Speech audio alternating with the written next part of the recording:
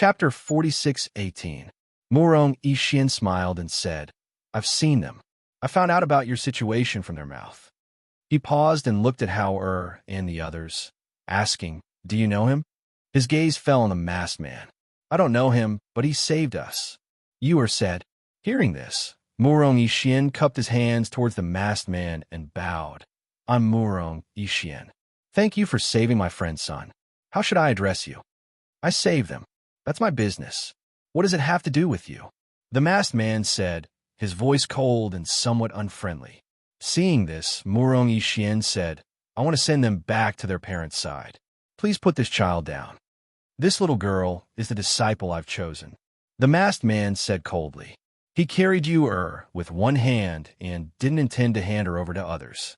What's more, from his point of view, this little girl's life was his from the moment he saved her. Why should he hand over his disciple to others?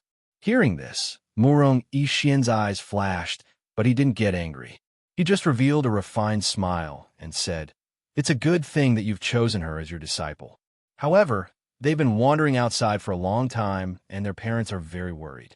If you don't trust me, why don't you send them back to their parents' side with me?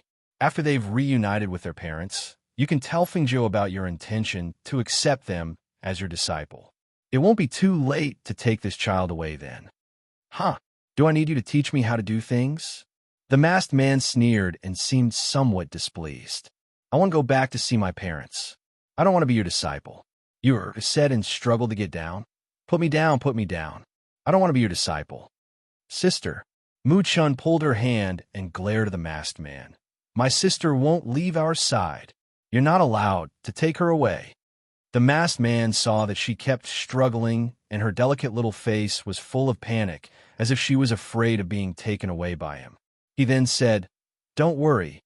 I'll take you back to see your parents. Hearing this, Murong Yixian glanced at him and changed the topic. Let's go somewhere else first. It's too messy here and you're injured. You need to treat your wounds. He lowered his head and looked at Mu Chun.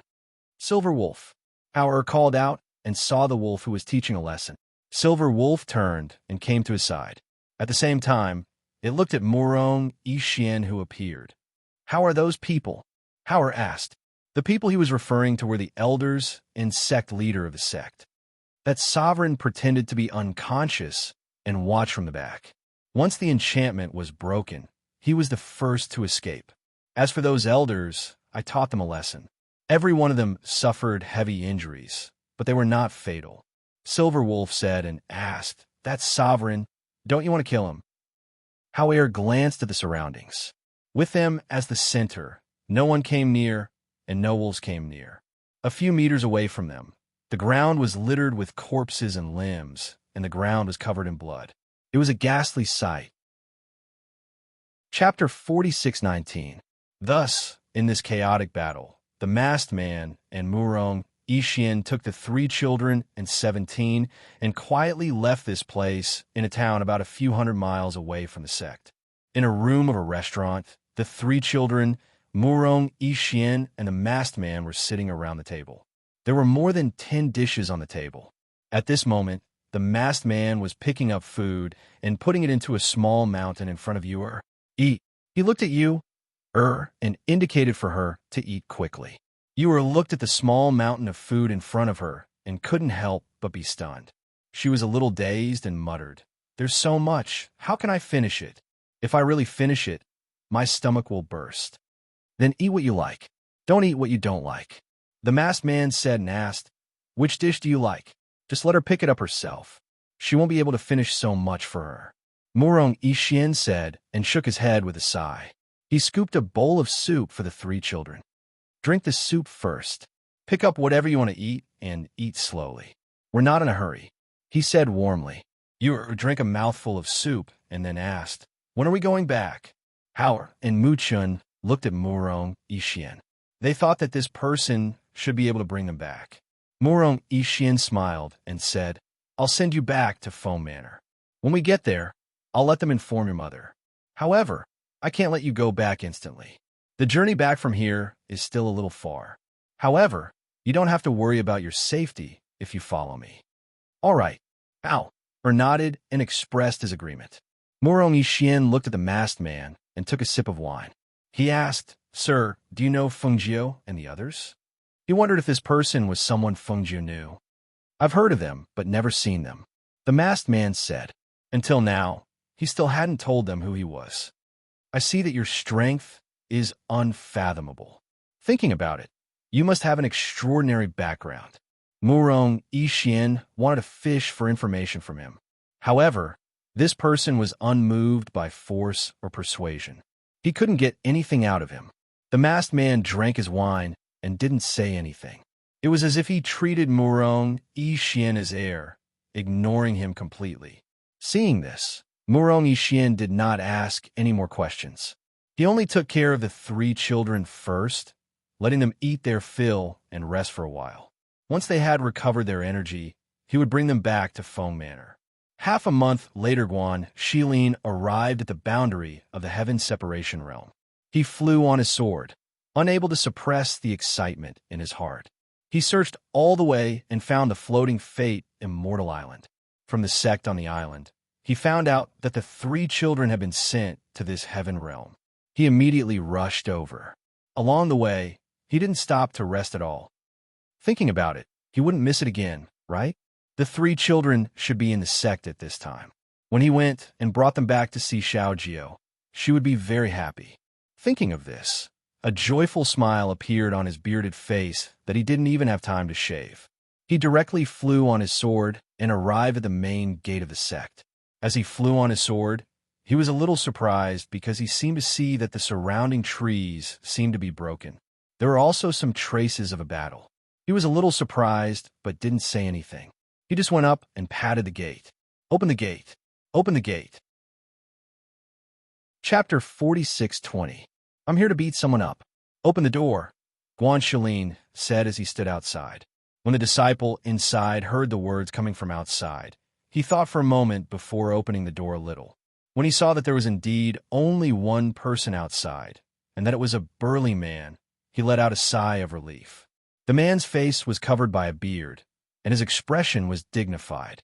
Although he looked a little intimidating, he was alone and unfamiliar. Perhaps he was a disciple of the sect or someone from a family. Thus, the disciple who opened the door asked, "Who are you? Who are you looking for? Do you have 3 children here?" The oldest is about 10 years old and is a boy. The 2 younger ones are a pair of twins. They look exactly the same. "I'm their uncle. I'm here to pick them up." Before Guan Shilin could finish speaking, he saw the disciple's eyes gradually widen in horror. Then, with a bang, he slammed the door shut. Faintly, there seemed to be panic cries coming from inside. Guan Shilin touched his nose, somewhat confused. Before he could finish speaking, the disciple slammed the door shut. So, were the 3 children here or not? Thinking of this, he did not wait outside the door. Instead, he gathered his chi and flew into the air, past the sect and into the sect. Then, he looked down from his high vantage point and saw the disciple who had just slammed the door shut running up the mountain, yelling and shouting. "Oh no! Oh no! The uncle of the 3 children is here." As that disciple's exclamation spread throughout the sect, the disciples who were originally sitting under the tree, practicing their swordsmanship on the open ground, or walking in groups of 3 or 5, all changed their expressions and quickly fled back to their own residences like birds startled by the twang of a bow. "What's going on?" Guan Shilin looked at the somewhat strange scene in surprise and was secretly puzzled. He flew slowly above the sect on his sword. When he saw that the disciple who was running up the mountain saw that there was no one around and wanted to hide, he immediately descended from the sky and landed in front of the disciple. "Speak. What happened here?" Guan Shilin shouted in a low voice. "Ah, it has nothing to do with me. It has nothing to do with me. It was the sect and the elders who pushed the 3 children to the mountain demon ancestor. It really has nothing to do with me." The disciple was so frightened that his legs turned to jelly. With a plop, he knelt in front of Guan Shilin. Hearing his words, Guan Shilin's expression changed. His aura suddenly sank, and a fierce look flashed in his eyes as he shouted, "What did you say? The 3 children to the mountain demon ancestor? How are they now?" As he spoke, he leaned forward, took a step forward, and grabbed the disciple's collar, lifting him up. "Spare my life, spare my life. They are fine. They were saved by someone," the disciple said in a trembling voice. His eyes were filled with fear, afraid that the man in front of him would slap him to death in anger. "You saved him? Where do they go now? Tell me in detail. If you dare to hide anything from me, I'll kill you." Guanxilin put him down and shouted in a dignified voice. Chapter 46:21. Upon hearing the disciple's words, Guanxilin's murderous aura began to emanate from his body. His dignified tiger eyes swept across the pale-faced disciple's face as he snorted heavily.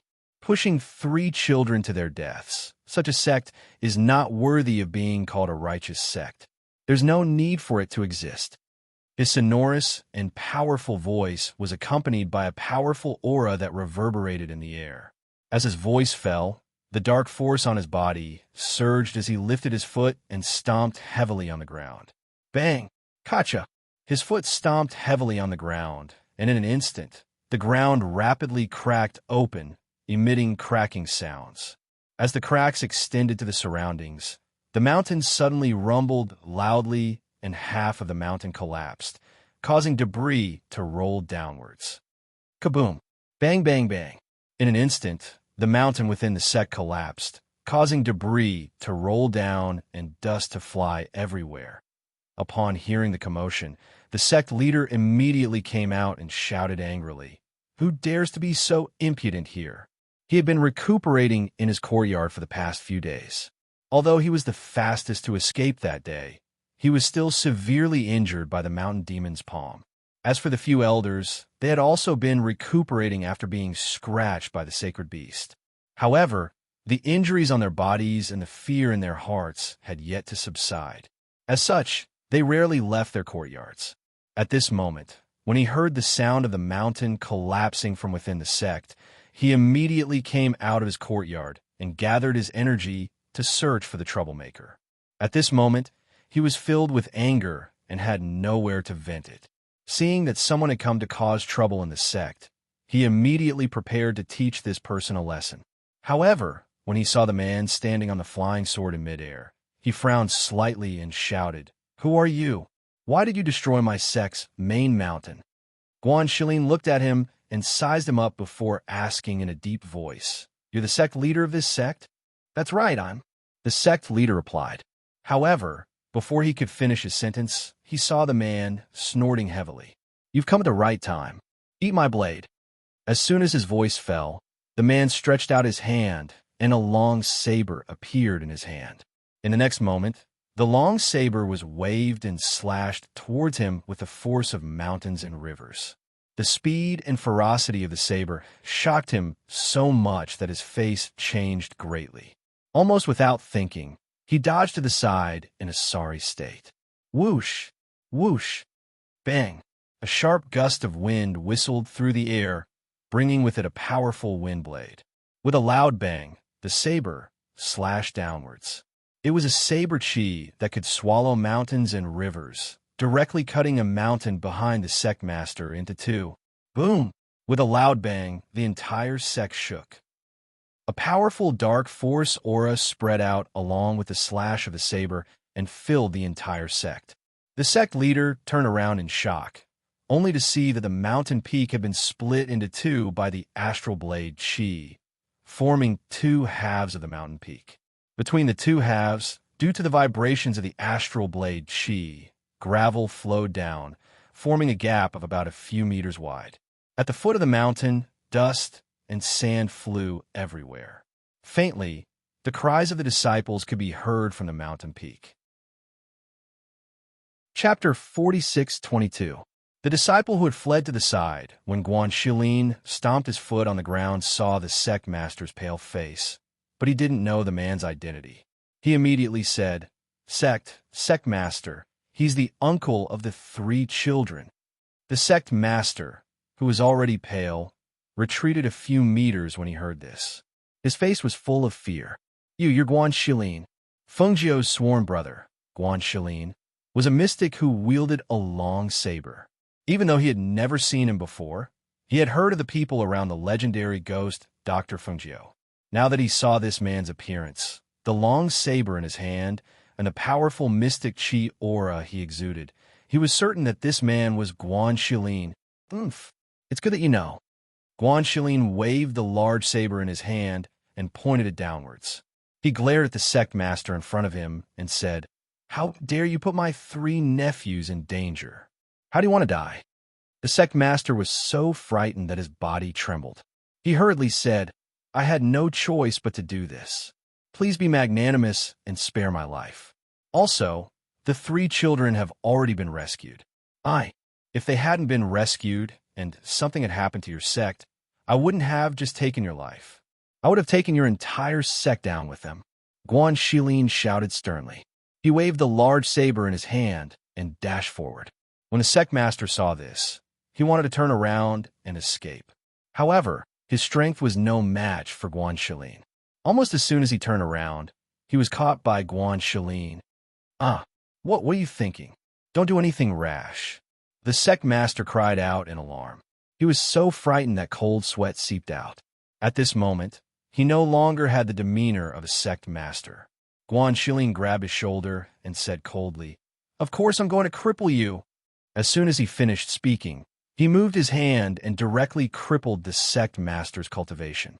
At the same time, he flung his hand and threw him to the ground. A shrill scream echoed in the sky and spread throughout the sect. However, the disciples, elders, and venerables all heard the scream. However, no one dared to come out. They all hid, hoping that the person would leave quickly. The sect leader was thrown to the ground after having his cultivation crippled. As he fell, he rapidly aged after losing his cultivation. When his body landed heavily on the ground, blood flowed out of his mouth. His body twitched on the ground for a while before he stopped breathing.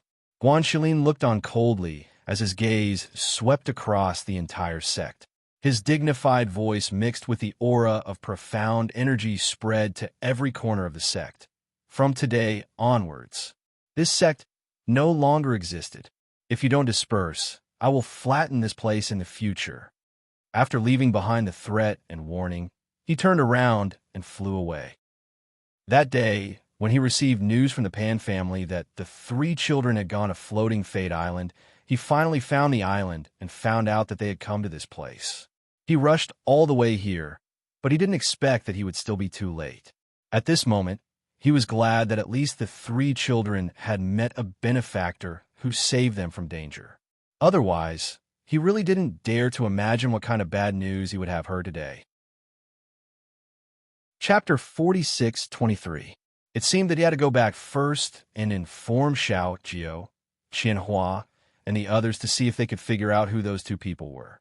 At the same time, in another world, Feng Jiao was sitting cross-legged in an inn, adjusting her breathing. Suddenly, as if she felt something, she exhaled softly, opened her eyes, and took out her communication jade from her space. Could it be that there's news about the children? Feng Jiao's heart skipped a beat when she saw that it was a message from her brother. At the same time, Wanyan Qianhua and the others also received the news from Guan Shilin. After hearing the news, they were all overjoyed and quickly rushed back to the Feng family. It turned out that after Guan Shilin left the sect, he planned to return to the Feng family first. At the same time, he also sent a message to them. He felt that if someone he knew saved the 2 children, they might send them to the Feng family, because Feng Jiao and the others had many residences in other heavenly realms. Only the Feng family of the Phoenix dynasty would never change and would always have people from the Feng family.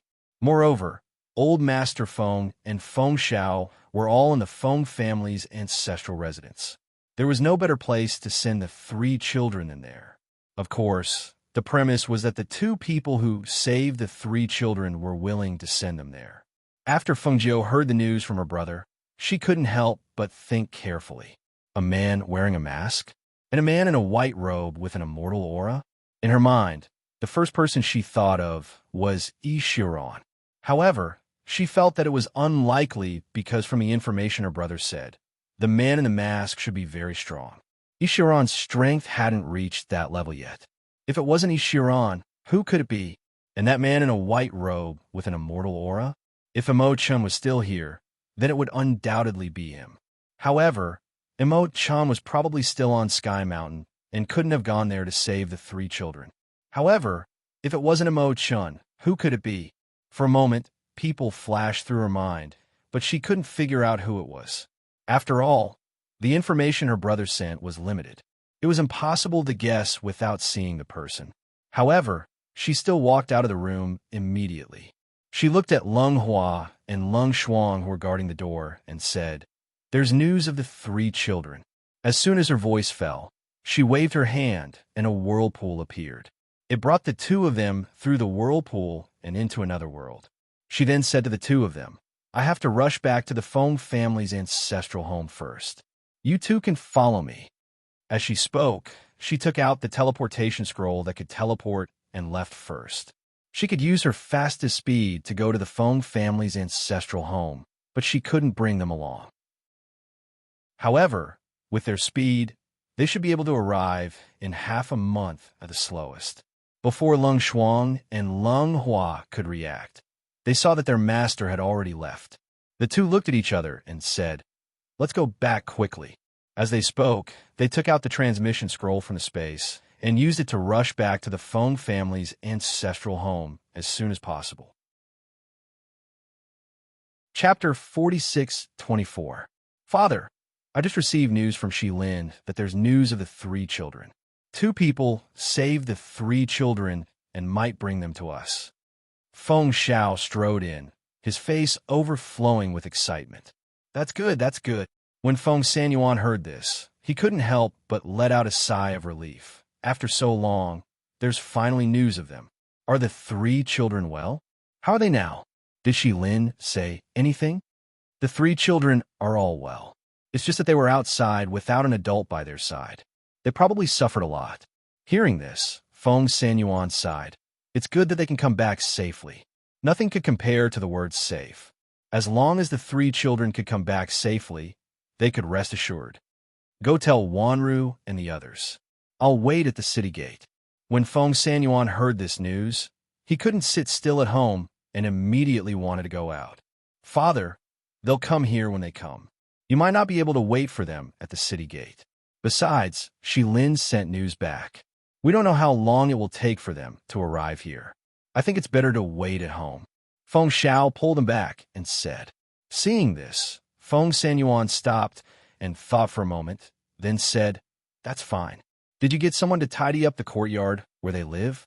Remember to tell the gatekeeper that when they arrive, they must report immediately." Okay. I'll go tell them."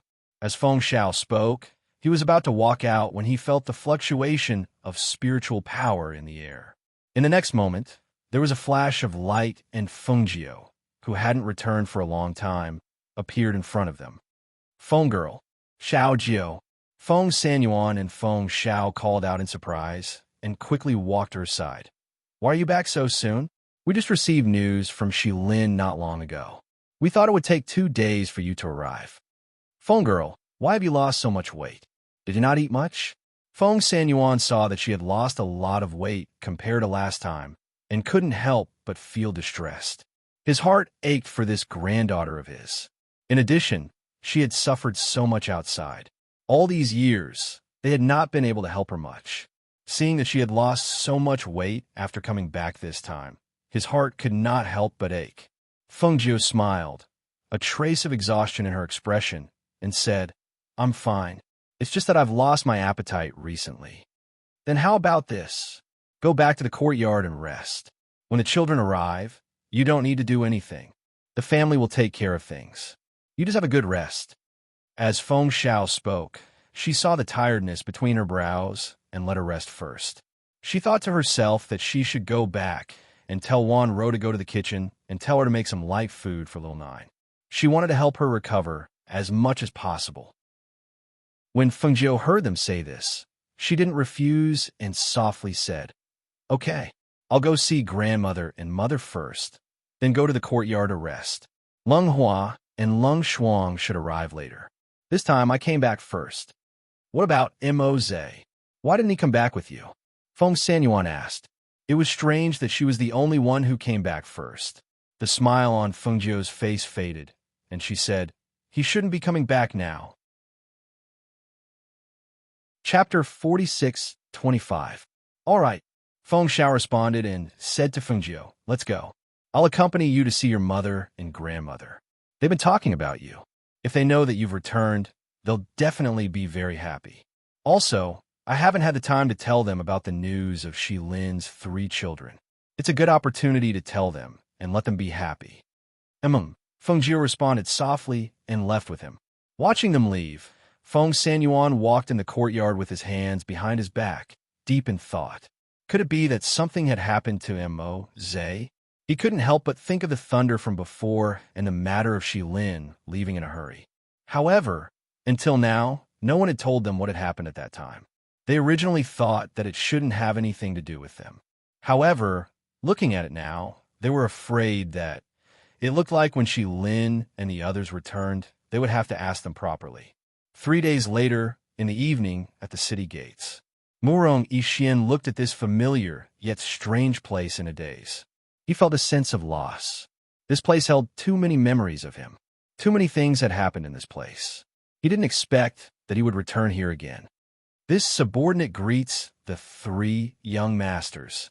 The Phoenix Guards who had received orders and were waiting at the city gates immediately appeared when they saw the 3 familiar young masters.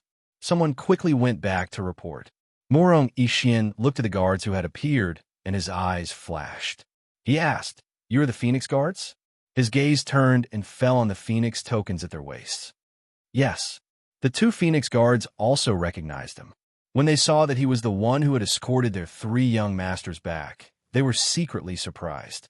They immediately cupped their hands and thanked him. "Thank you, Master Murong, for escorting our 3 young masters back. Your family's master and master are at home, right? After bringing them back, let them inform Fengjio to return as soon as possible." As he spoke, he glanced at the masked man who hadn't spoken. When the Phoenix Guard saw this, they followed his gaze and looked over. Just now, they saw this person who had been carrying their family's young miss. Just by looking at his loving and caring appearance towards their young miss, they guessed that the other party might be someone their master knew. However, when they heard Murong Yixian's words this time, they also became a little vigilant. One of the Phoenix Guards said, "My master returned a few days ago and is now waiting for the 3 young masters to return." As he spoke, his gaze swept past 17, who was behind him, and he sized her up with some astonishment. "Master Murong, Master, please come with us to the residence." The Phoenix Guard turned to the side and gestured for them to enter. When Murong Yixian heard them say that Fengjio was also in the Feng residence, he was relieved. He said to the Phoenix Guards, "Now that the children are here and your master is also in the residence, I still have some matters to attend to, so I won't go over. I'll leave the children to you.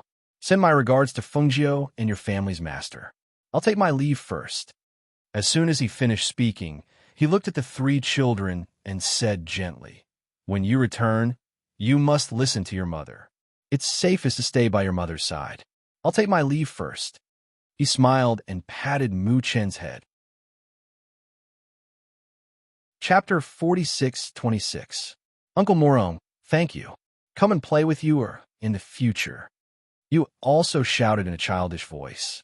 Murong Yixian's footsteps paused, but he didn't turn back. He only waved his hand and continued to walk forward. His figure gradually went further and further away until he disappeared from their sight. Howard Chunner. A familiar voice, carrying a pleasant surprise, suddenly entered the ears of the 3 children.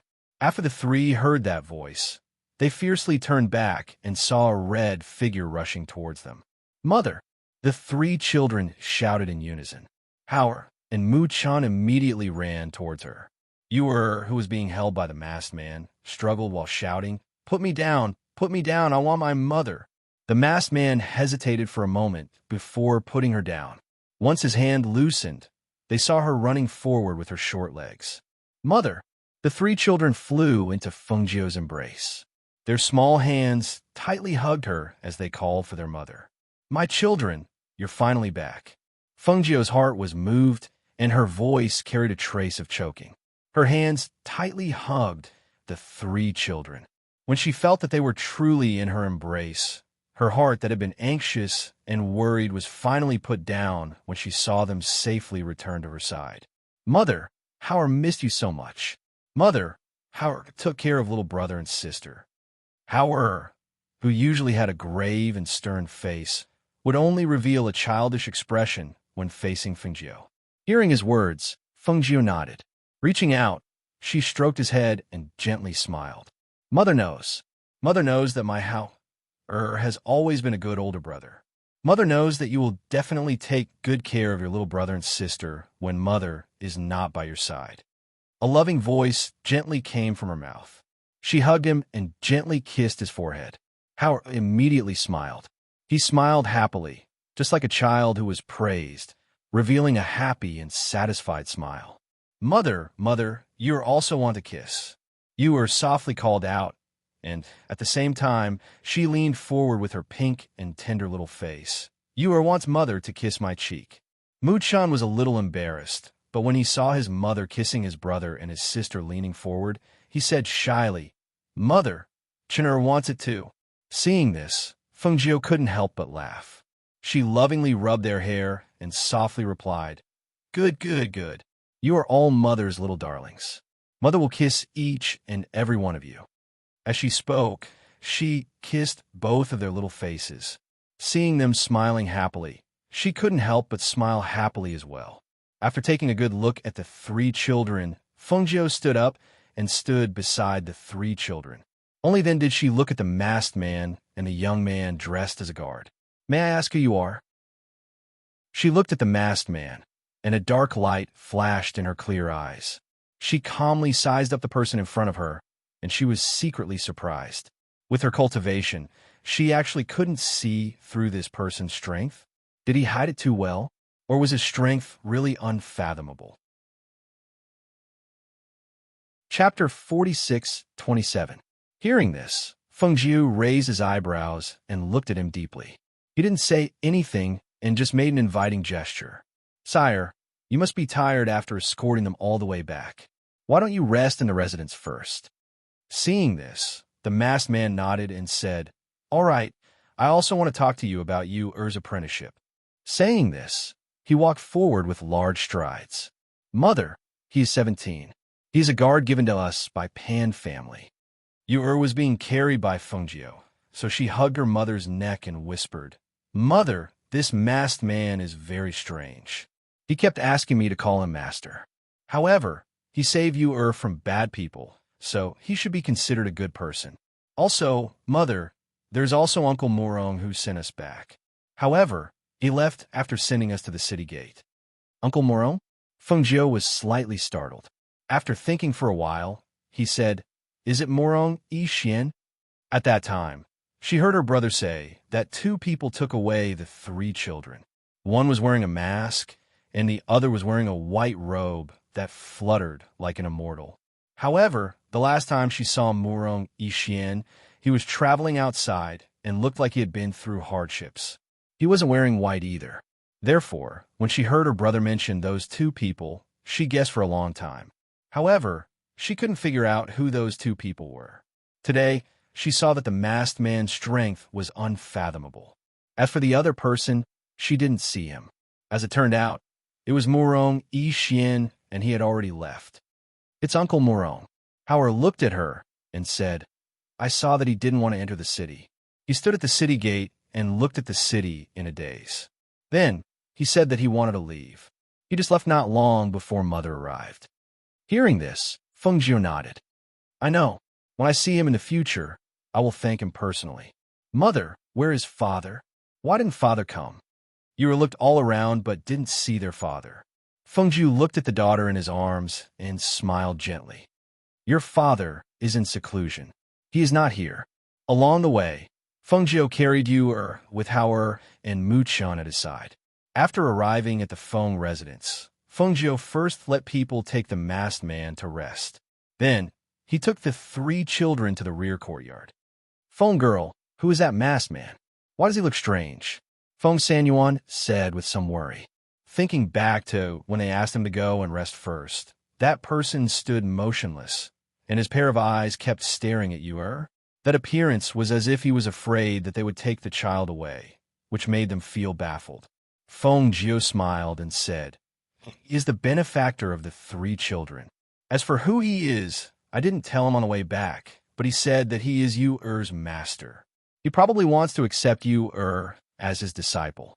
You-er is so young. What master does she need? What's more, who is more suitable to teach you-er than you?" Feng Xiao frowned. Thinking of that person who entered the residence, she didn't know who he was. She also didn't know where he came from. Her heart was somewhat uneasy. "Well, we will talk about the other matters later," Feng Jiu said. Then, she looked at the 3 children sitting in the courtyard. Her divine sense swept over their bodies. She felt that the blood curse in Mu Chun and Mu Yu's body still existed, but the blood curse in Hao-er's body had already disappeared. Her heart couldn't help but move. Chapter 46:28. Mother, after we were sent away by that blood demon's blood curse, the 3 of us fell into a forest in a mortal world. I think it might be because I'm not the biological child of father and mother, so the blood curse was broken by me that night. But the curse on my younger brother and sister's body couldn't be broken, and they also couldn't remember father and mother. Hao-er carefully said, recalling what happened when he brought his younger brother and sister to wander outside without the accompaniment of an adult. Big brother was in a lot of pain at that time. He kept shouting and sweating a lot. We were very scared at that time, but we also took care of him. Yer also said. Hearing this, Feng Jiu's heart ached. It's mother's fault. Mother didn't take good care of you. No, mother is very good. We like mother the most, the 3 children said in unison, looking at her with eyes full of admiration. Hearing this, Feng Jiu's beautiful face couldn't help but reveal a smile. She also came to their side and sat down, carrying Yu to sit on her lap, and said to Hao-er, "You continue." And because my strength hadn't fully recovered at that time, I was afraid that I wouldn't be able to take care of my younger brother and sister if they encountered danger. So we stayed in that forest for a few days and then left. At that time, we went to that city where my younger brother and sister were almost kidnapped and sold. I met Pan Ning there. He told her every detail of what happened in the outside world in these 2 years, talking until the sky turned dark. At that time, that mountain demon old ancestor grabbed my younger sister and threw her to the ground very hard. It was that masked man who suddenly appeared and caught my younger sister and saved her. But when we asked him, he didn't say what his name was.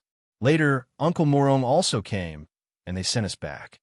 Hao-er said, and stopped here, looking at his mother. When Feng Jiu heard that the 3 children were in danger in that sect, her heart tightened, and the killing intent in her heart also surged. Such a righteous sect actually pushed the 3 children out when they encountered danger. It was really unforgivable. But when she heard that the 3 children were finally out of danger because of that masked man, her heart also relaxed. Fortunately, they turned misfortune into a blessing. Otherwise, she really didn't dare to imagine. Mother, although that masked strange uncle is strange, but he is very good to you, Yu's soft voice sounded in Feng Jiu's ears. She was worried that her mother would think that strange uncle was a bad person. So she explained, if he didn't save Yu wouldn't be able to see mother now. Moreover, he also treated Yu well. He isn't a bad person. Mother. Chapter 46:29. Hearing these words, Feng Jiu couldn't help but was slightly startled. Then somewhat laughing, he asked, Yu, why did you say he is pitiful? Yu raised her head and looked at her mother. Then blinking her clear and pure eyes, she softly said, because if I don't talk to him, he will just sit there and not talk. He also doesn't talk to other people. Moreover, he will often be in a daze, as if he is thinking about something. She said again, but when Yu talks to him, he will be very happy. He will laugh, and will also let me call him master. Moreover, he will also take out delicious fruits for Yu to eat. Mother, Yu stealthily kept some fruits that even big brother and brother don't have for mother to eat. She was just like a cunning little fox. While speaking, She took out the fruits that she had hidden on the way from her space and handed them over to her mother, as if presenting a treasure. This is 9 treasure fruit? Fengjiu, somewhat shocked, looking at that spiritual fruit that Yuer had taken out. That was an orange-colored fruit, which was the size of an adult male's fist. It took the shape of a flower bud, but in fact that flower bud-like fruit shape was formed by 9 pieces of fruit flesh. The fruit tip was suffused with bright and glistening red color, and the fruit emitted a faint, alluring fragrance. Just smelling this fragrance would make people feel refreshed, as if their whole body was bathed in a gentle spiritual power. Feng Sanyuan, Feng Xiao, and others at the side looked at that fruit and were somewhat surprised. They had also eaten many precious and rare spiritual fruits, but they had never seen this one that Yuer had taken out. But 9 treasure fruit? Looking at Fengjiu's appearance, it seemed this thing was not ordinary. Mother, what is 9 treasure fruit? Yuer blinked her beautiful eyes and curiously asked. Fengjiu looked at her, then couldn't help but shake his head and said with a smile, Yuer, it seems this strange uncle has some background. Mother had only seen this 9 treasure fruit in books, didn't expect. Mother, you ate 2 of them on the way. She stretched out her chubby little finger and shook it, then with a proud face. This is the 3rd fruit, but you was unwilling to eat it, so while strange uncle wasn't looking, I hid it. Strange uncle didn't know. Xiaojiu, is this fruit very precious? What was the use of it? Will Yuer's body be able to endure eating too? Feng Xiao couldn't help but ask. Fengjiu chuckled and said, this fruit is not ordinary. It can be considered a top-grade immortal fruit. If an ordinary person smells it, his or her lifespan will increase by 100 years. If he or she eats it, even an ordinary person without spiritual roots can enter the world of immortals. If a cultivator eats it, his or her lifespan will increase by 1,000 years. Moreover, it can make his or her spiritual qi stronger and purer. Fengjiu continued. Not only that, if a dying person eats it, they can be saved and their strength will return to its peak. According to the records, it takes 9,000 years to grow, another 900 years to bloom, and another 900 years to bear fruit. The fruit also takes another 900 years to mature. Therefore, this fruit is called the 9 treasures fruit. It is a celestial fruit and not a spiritual fruit. It is very precious. Chapter 46:30. Fengjiu couldn't help but chuckle and pinch her little cheeks. President, you will grow up, don't worry. You will grow into a beautiful lady in the future. You wants to be as beautiful as Mother when she grows up, she said with a smile, her beautiful eyes curved into crescents. Mother, we owe the Pan family a debt of gratitude. So when we left, we said that if there was a chance in the future, please treat young Master Pan's leg so that he can stand again. How? Er's gaze fell on her as he spoke. Fengjiu smiled and said, yes, Mother understands. In a few days, Mother will bring you to visit him again to have a look. Hearing this, Howard smiled and nodded. Only then did he not say anything. How is your health? Fengjiu asked, looking at her son who didn't speak much. She reached out to touch his head and asked, are you okay? Yes, I'm very healthy. Mother, don't worry. Muchin paused for a moment before continuing. It's just that the blood curse on our bodies has not been completely removed, but the symptoms that appeared a while ago have disappeared recently. He hesitated for a moment before asking, Mother, how is Father? They originally thought that their physical condition might be related to their parents' condition. When they saw their mother today, they saw that she was fine, but their father was nowhere to be seen. It seemed that something had happened to their father, but their mother didn't say anything. Hearing this, Fengjiu's eyes flashed and the smile on her face faded a little. Mother, did something happen to Father? You were asked, her eyes overflowing with worry. When Feng Sanyuan and the others saw this, they looked at each other and looked at Fengjiu in unison. A few days ago, they weren't clear, but after asking these 2 people, they more or less knew what happened to Mose. Now that the 3 children asked, should they tell them? You must not have had a good rest on the way back, right?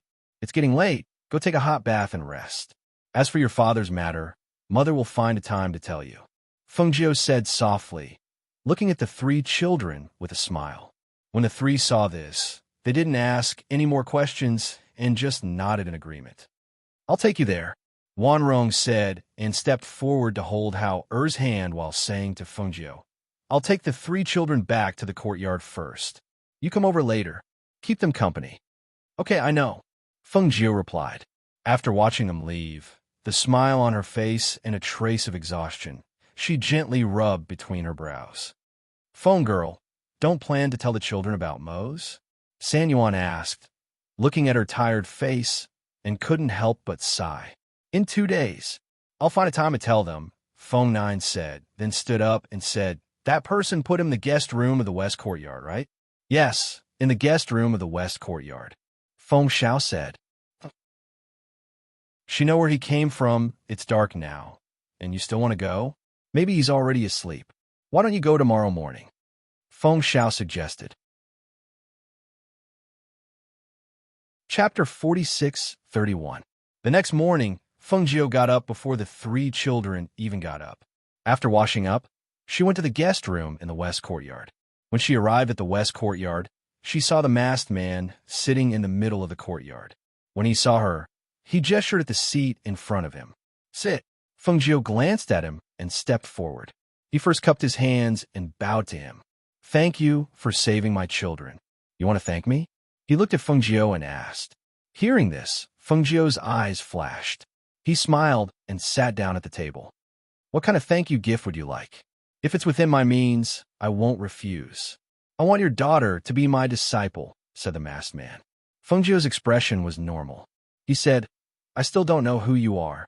If I tell you, you'll agree? His voice was slightly raised. There was a hint of disapproval in it.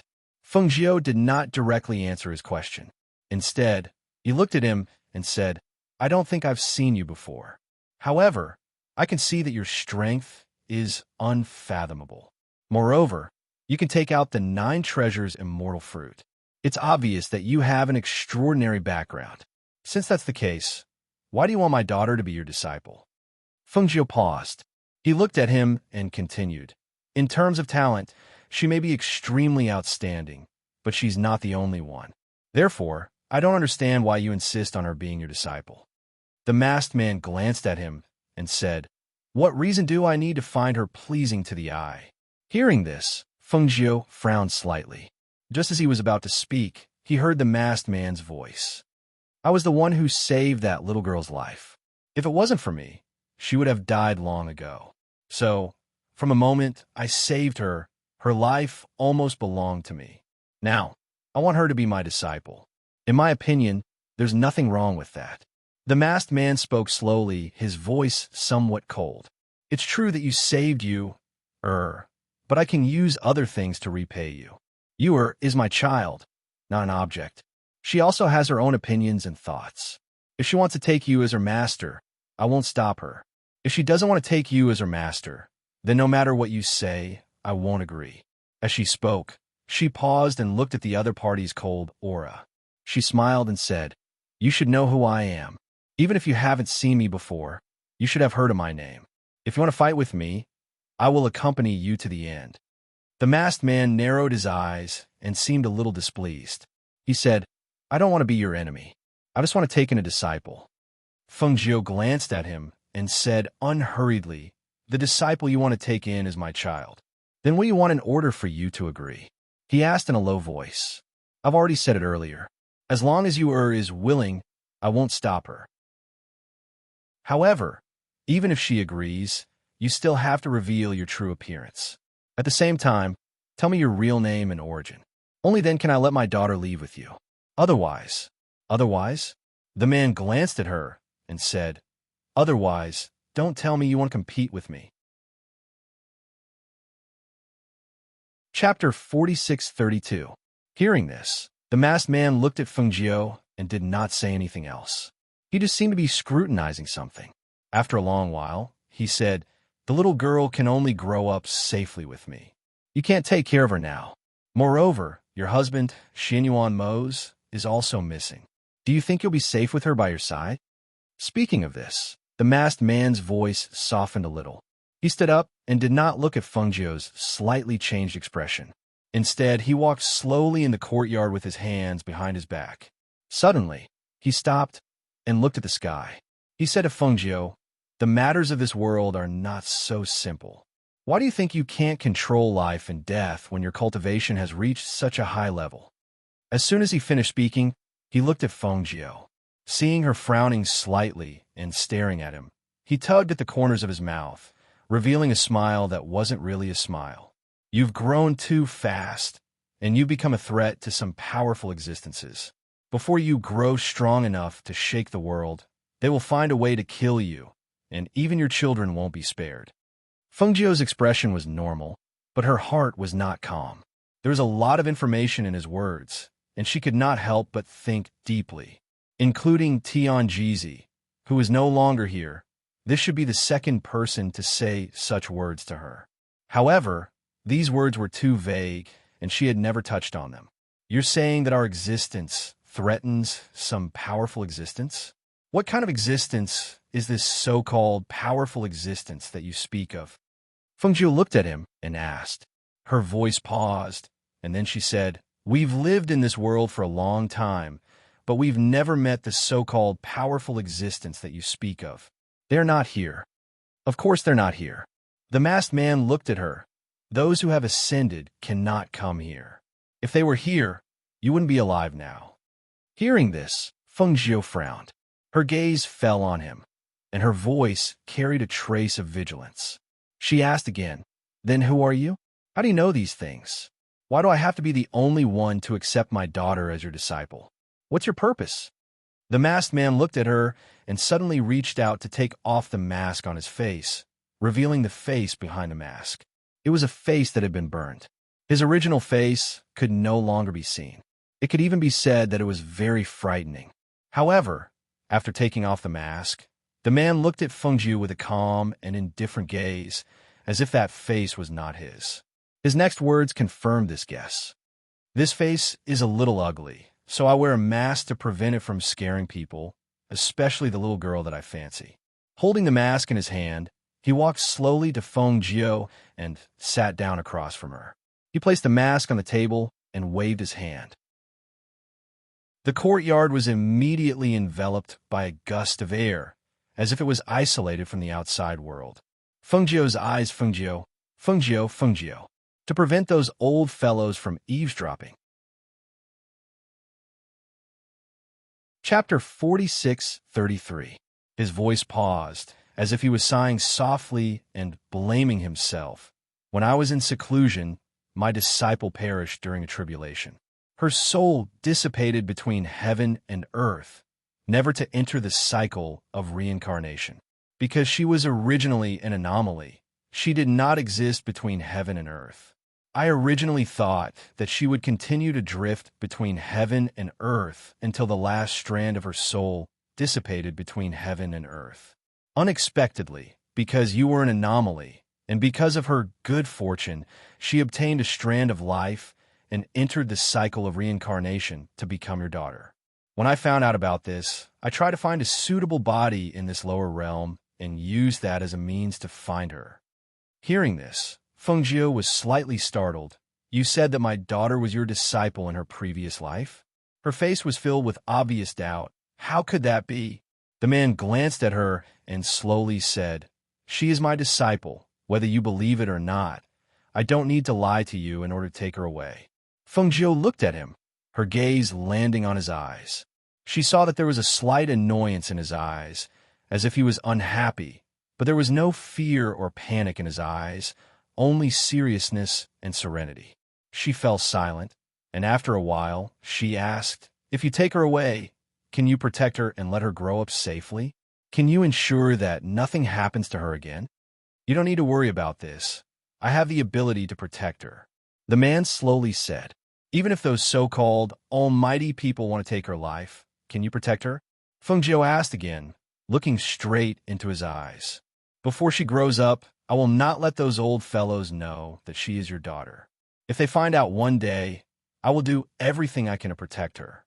His voice was neither fast nor slow, but it was filled with determination. He looked straight at Fengjiu. not avoiding her gaze. Seeing this, Feng Jiu said, "All right, I agreed to let you take you away, but not now." She looked at him and said, "She has just returned to my side, and the blood curse on her body has not been completely removed. At least for now, I cannot let you take her away. I can only stay here for half a year. After half a year, I'll have to go back. As for the blood curse on the little girl, I'll bring her back and help her remove it," he said. When she heard that she only had half a year, Feng Jiu pursed her lips. When she heard that he had a way to break the blood curse, she said, "I understand." She stood up and paused. She looked at him and asked, "Who are you?" "Not yet. It's best if you don't know." He shook his head and stood up. He put on his mask and said, "There's no benefit in saying it. You just need to know that I won't harm your daughter. If you're worried that you won't be able to see her in the future, you can rest assured that you'll have the chance to see her after you ascend." Hearing him talk about ascension, Feng Jiu's eyes flashed and his heart stirred. He said, "Since you have a way to bring you up, then bring my son up as well. They are twins and have a good relationship. Chinner will accompany you up there, so she won't be lonely." Hearing this, the man glanced at Feng Jiu with his hands behind his back. "You have a good plan? Don't tell me you want to give me your eldest son as well?" He said this casually, but who knew that she would laugh? Chapter 4634. Do you think it's easy to casually bring a person up? He lightly snorted and coldly looked at her. Seeing this, Feng Jiu smiled and said, "Aren't you an almighty from above? Other people can't come down, but you can think of a way to come down. It can be seen that you are more powerful than others. Moreover, bringing one is also bringing two is also bringing, so it shouldn't be a problem for you." He didn't speak, only waved his hand, dispelling the enchantment in the air. At the same time, he raised his hand and waved, pushing Feng Jiu out of the courtyard. Feng Jiu slowly came back to her senses, and light flashed in her eyes. Looking towards the courtyard again, she saw that the enchantment had already been set up. Surging airflow filled the air above the enchantment. Gradually, she couldn't see the scenery inside the courtyard. If before she still had doubts, then this person's push actually dispelled the doubts in her heart. Being able to push her this kind of strength out of the courtyard like a feather, this wasn't something an ordinary person could do. Thinking of this, she also didn't stay here for long, rather turned around and left. Today, although she didn't ask what almighty he was from above, but she also knew his origin. She also knew that his current body wasn't his real body. As for other things, she still had half a year's time, so she could slowly observe. If this person was worthy to be entrusted to her 3 children, then she would start to arrange things. As for the enemy, as long as she knew what kind of person the enemy was, what kind of existence he was, then she would have a target. In the following 2 days, Feng Jiu accompanied the 3 children to have a good rest. He took them to stroll around the city, and again went to Peach Blossom Cove to stay for a day. Until the 3rd day, Wanyin Xianhua and others also rushed back one after another. Along with Guan Shilin, Du Fan, Lung Hua, Lung Shuang, and others waiting, the residents also became more and more lively. This day, after the banquet, Wanyin Xianhua pulled Feng Jiu to a corner and asked, "Who is that person wearing a mask? Why do I feel that person is somewhat strange?" Feng Jiu looked towards that masked man who was helping you to get food, and said with a smile, "Didn't I say before? He is the benefactor of our 3 children, and he wants to accept you as his disciple. I also have plans to let you acknowledge him as her master. You're capable enough. Are you afraid that you can't teach 3 children? You are still so young. Are you willing to let her leave with a person who came out of nowhere?" Wanyin Xianhua said disapprovingly, "Besides, this person looks weird to me, and I can't see through his cultivation. Are you relieved? Sister, let's talk about this matter later. Today, let's have a good gathering. I plan to bring the 3 children to Xuanwu Lord's place tomorrow to let Hao meet his parents." When the 3 children were wandering in the mortal world, they still owe some kindness, and I still want to bring them to repay it. Feng Jiu said, and sighed lightly. "You also know that I don't know what's going on with Mose now. I also don't know where he is. Until now, I also don't know how to tell the three children. Also, I have to make a trip to Tianshan. I reckon that I won't be staying at home for too long. Chapter 4635. Fengjiu nodded. I know, she said as she held her hand and walked back to the banquet. The next day, after Fengjiu informed her family, she brought the three children, the masked man, Lung Hua, Lung Shuang, and Du Fan, to the palace of the Black Tortoise Monarch. On the spaceship, Hao couldn't help but ask, Mother, 17 went to the Phoenix Guard training camp. When we go to the mortal world again, should we bring him along? Ever since they came back and found out that 17 was loyal and devoted to them, their mother arranged for 17 to enter the Phoenix Guard training camp. It had been a few days, and they hadn't seen him, so they didn't know what his current situation was. Fengjiu sat at the bow of the spaceship, drinking wine and chatting with the masked man. After hearing Hao Er's words, she asked with a smile, Do you want to bring him along? Hao Er nodded. I want to bring him back to have a look. After all, he lived there for so many years, and the people he is familiar with are there. If we go back, let's bring him back. Okay, then after meeting your parents, we'll bring him to the mortal world together. Fengjiu said, Mother, Yu also has very good friends in the Pan family. Yu leaned in her embrace and said in a soft and excited voice, There's sister Shui, and if she leaned in Fengjiu's embrace and told her the interesting things between her and the young masters and young ladies of the Pan family. The spaceship flew in the air.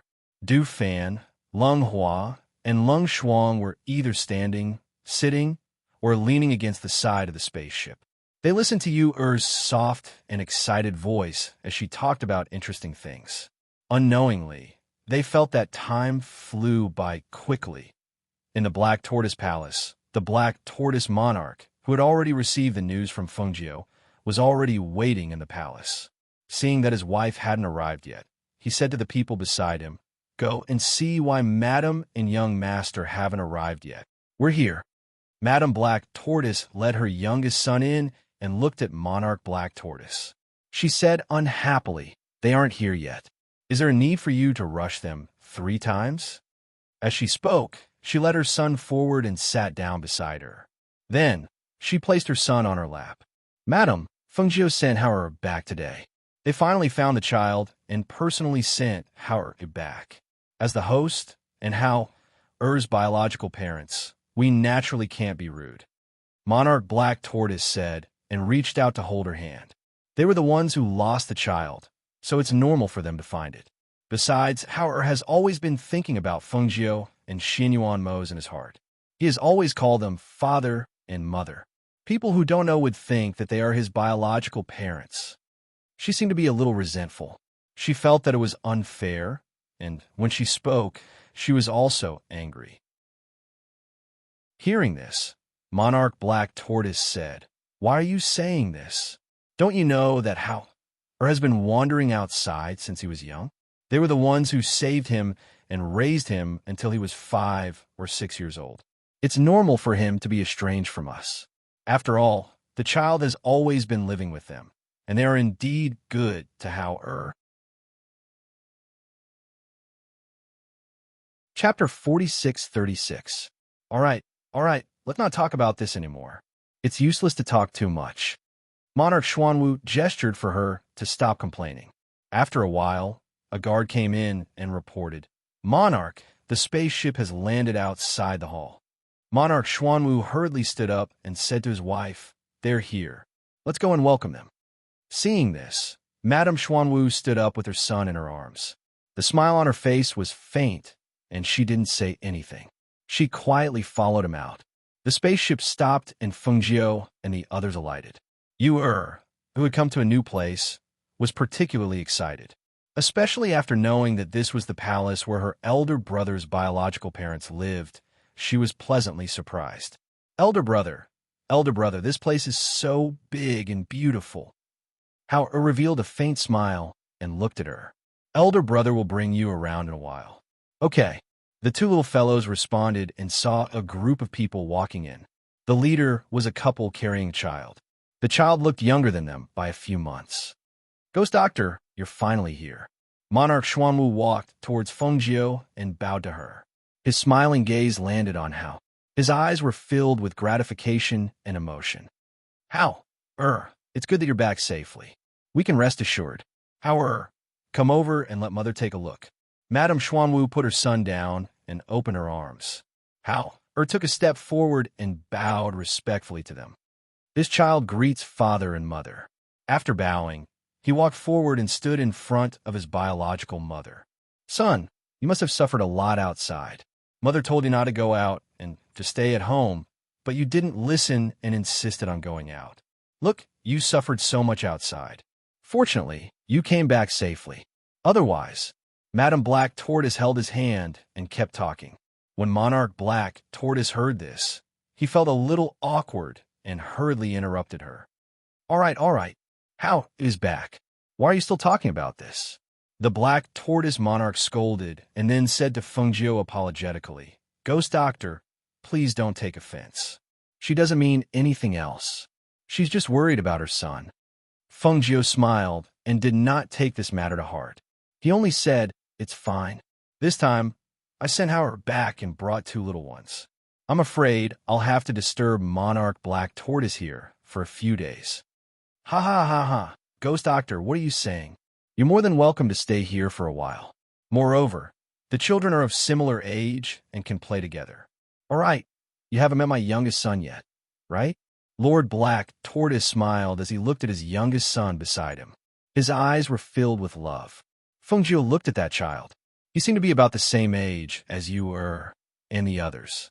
However, if one were to look carefully, he reckoned that he would be a few months younger. His appearance was also very outstanding. His appearance was more like Madame Xuanwu. At this time, the little boy held Madame Xuanwu's hand with one hand and placed the other in his mouth.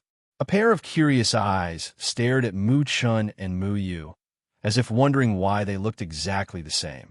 Fengjiu smiled and said, Du Fan came over last time. I also heard him mention that the little master is very intelligent. Today, his appearance is also very outstanding. Chapter 46-37. The group entered the main hall and chatted for a while. After drinking 2 cups of tea, the Black Tortoise Sovereign said, I've already asked someone to prepare a courtyard for you to rest in. You can stay here for a few more days so that the children can get together and have some fun. As the Black Tortoise Sovereign spoke, he looked at Fengjiu and smiled. Ghost Doctor, it's rare for you to come here. I happen to have something to discuss with you. Why don't you come with me to the study? Seeing this, Fengjiu said, Sure. Madam, take the children around and let them have some fun. We haven't been so lively here for a long time, he said to his wife. I will, Madame Xuanwu replied. She held her youngest son's hand and said to Hao Mu Chun, and Mu Yu, Let's go to the garden for a walk. We'll go back and rest when we're tired. I've already instructed the kitchen to make some things that the children like to eat. I'll have them send it to the garden later. Go. Fengjiu gestured for the children to follow her. Du Fan also stood up with a smile. I came here once last time, but I didn't take a closer look at the strange flowers and herbs in the garden. This time, I must take a good look. I'll take you there. This way, please. Madame Xuanwu said with a smile. She made a gesture of invitation and led them out. After they left, the Black Tortoise Sovereign also stood up and made a gesture of invitation to Fengjiu. Ghost Doctor, please. Fengjiu nodded and followed him to the study. This time, the main reason she came back was to send Hao back to meet them. Moreover, if they agreed, she also wanted to entrust Hao to the masked man and take him away.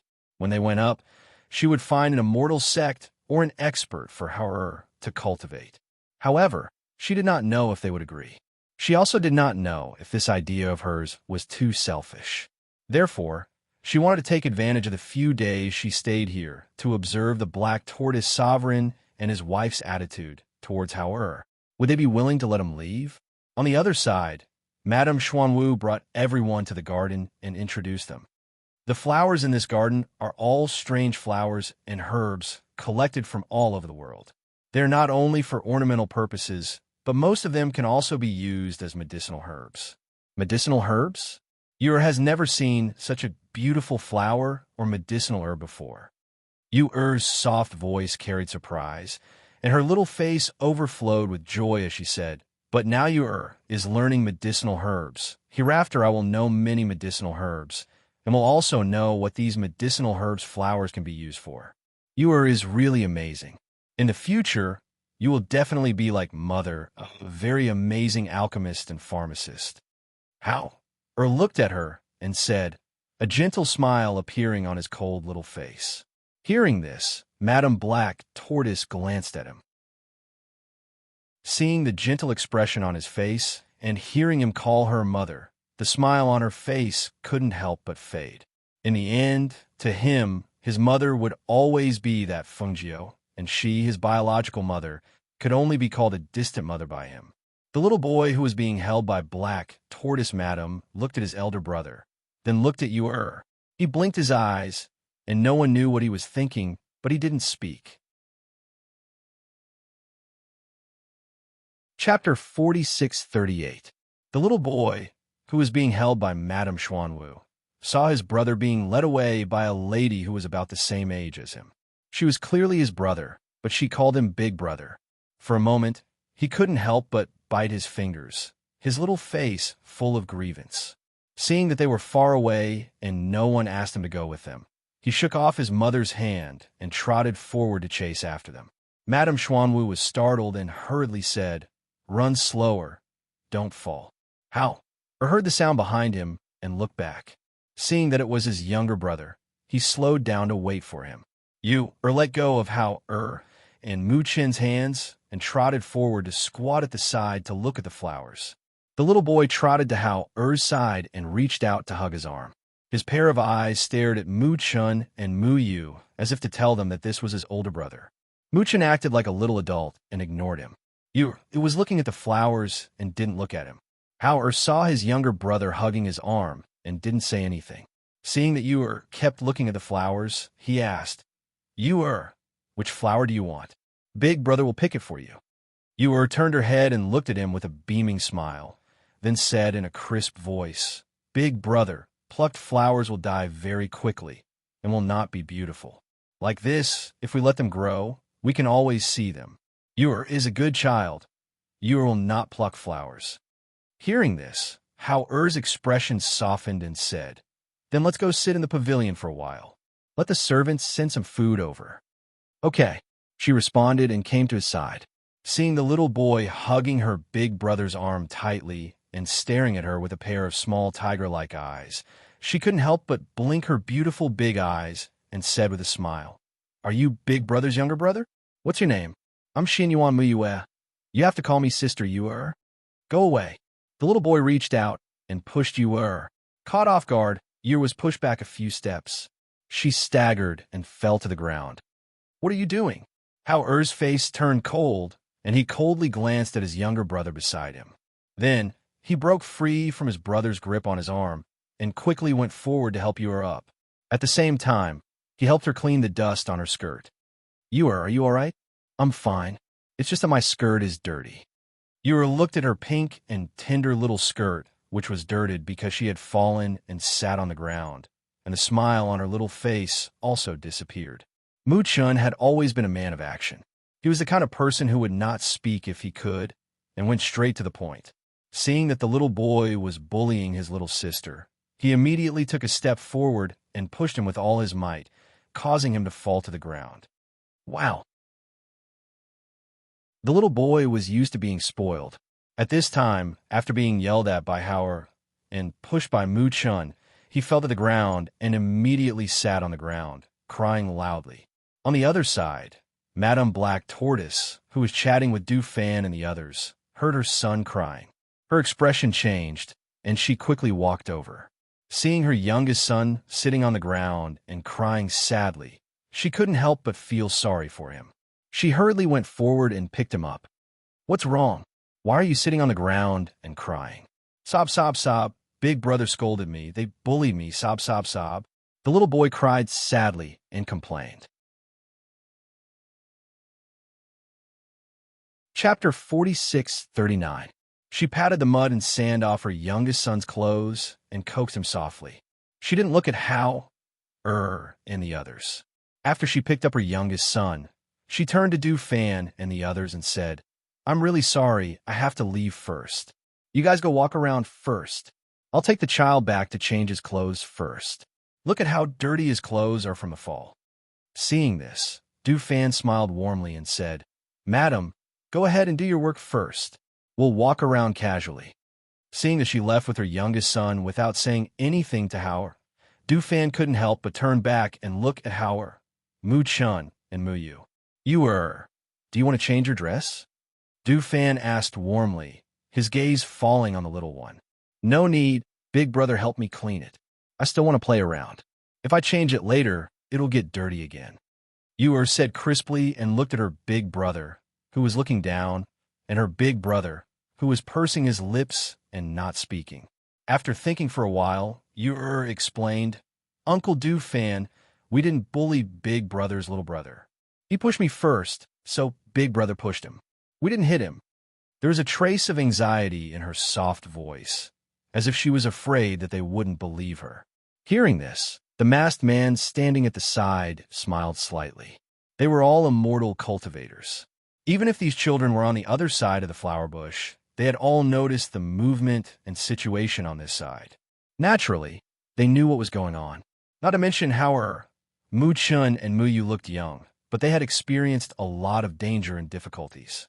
They had also wandered alone outside. The little boy raised in this palace couldn't be compared to them. If they really fought, not to mention Mu Chun, even Yu could defeat the little boy with one hand. We know, don't worry.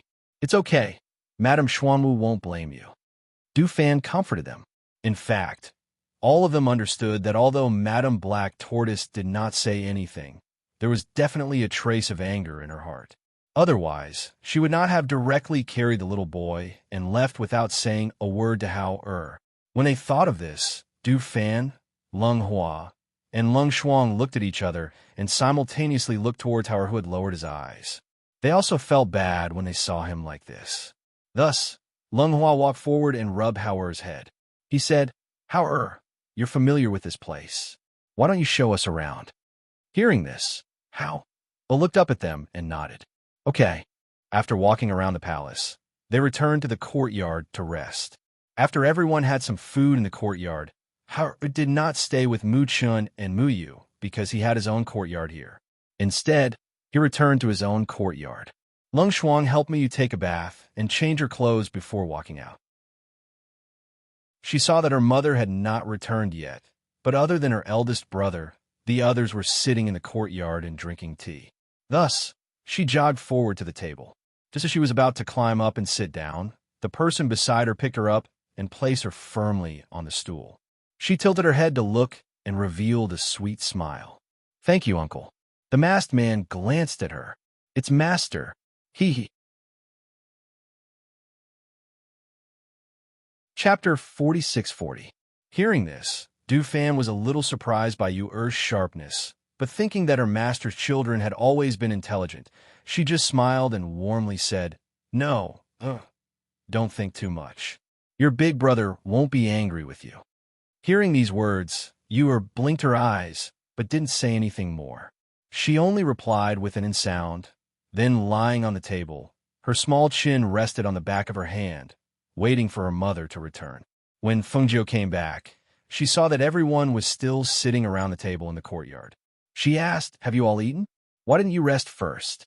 We ate some snacks and the like, but we haven't eaten dinner yet. We were planning to wait for Master to come back. Lung Hua said. Seeing this, Fengjiu said to Lung Hua, Let the servants serve the food. Just put it in this courtyard and eat. Go inside and bring out 2 tables to put together. While speaking, she glanced around and saw that everyone was here except for Hao. She asked, Where is Hao? Is he going to Madame Xuanwu's place for dinner? Mother, when we were walking in the garden earlier, I pushed big brother's younger brother down. Mu Chun stood up and said. Hearing this, Fengjiu raised an eyebrow and squatted down to look at him. She asked softly, Then tell Mother, why did you push him down? Mother, it was big brother's younger brother who pushed you first, so big brother pushed him. hurriedly got down from the stool and stood beside her brother, worried that her mother would blame her brother.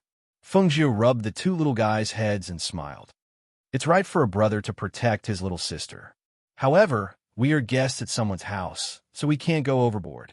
If it's a small matter, just bear with it a little and don't argue with him. If you argue with him over everything, in the end, you'll only cause trouble for yourself. Yes, yes, we understand. The two little guys agreed in unison, firmly remembering their mother's teachings. That little boy is your big brother's biological younger brother. He's younger than you and not as sensible as you. You push him down. Tell me, who should your big brother help? Are you making things difficult for him? Fengjiu said softly, looking into the eyes of the two children. The two little guys couldn't help but look at each other. Muchen asked, Mother, what should we do? Fengjiu smiled and said, Didn't you bring gifts for your elder brother's younger brother? Niangqin will accompany you to give him a gift and apologize to him. But Mother just said that big brother protecting little sister is something he ought to do, so why should we go and apologize? You are asked in puzzlement. Fengjiu smiled and pinched her tender little face, saying, We're going to apologize not because we're saying that you're wrong, but because we're being polite. Moreover, this is a very small matter, isn't it? The two of them thought about it and finally agreed, All right then, we will listen to Mother. Fengjiu stood up and said to the people in the courtyard, You all eat first. Don't wait for us. I'll take them over. Since you said it's a small matter, why let them make this trip? Moreover, they should be the ones apologizing. The masked man said calmly. Fengjiu looked at him, the corners of his mouth slightly raised, and said with a smile, I'm just teaching the children how to deal with people. If they can solve things with their brains, why should they use their hands? Chapter 46-41. Fengjiu brought them along and asked the servants where Hao Er's courtyard was. She planned to go and see him first.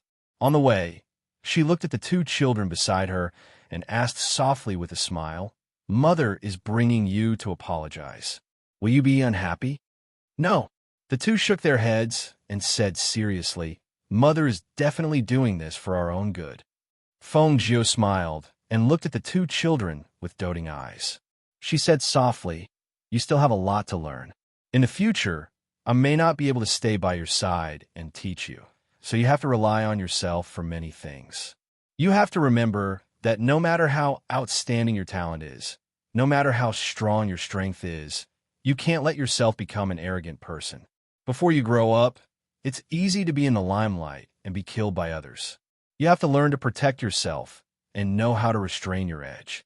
When you encounter something, don't attack without saying a word. Think about the consequences of everything. Use your brain, endure when you can, and it's not too late to attack when you can't. The two children looked up at her and finally nodded seriously. Yes, yes, we know. Mu Chun thought in his heart that next time he would listen to his mother. If others provoked him, he would treat them as invisible. If he really couldn't bear it, he would send them flying with a kick. Clean and tidy. You were thought that since her mother said to use her brain more, then when she didn't make a move, she would get some medicine to deal with the people she hated. She would make them suffer, and perhaps they wouldn't know it was her who did it. Thinking of this, the two children showed an inexplicable smile tacitly.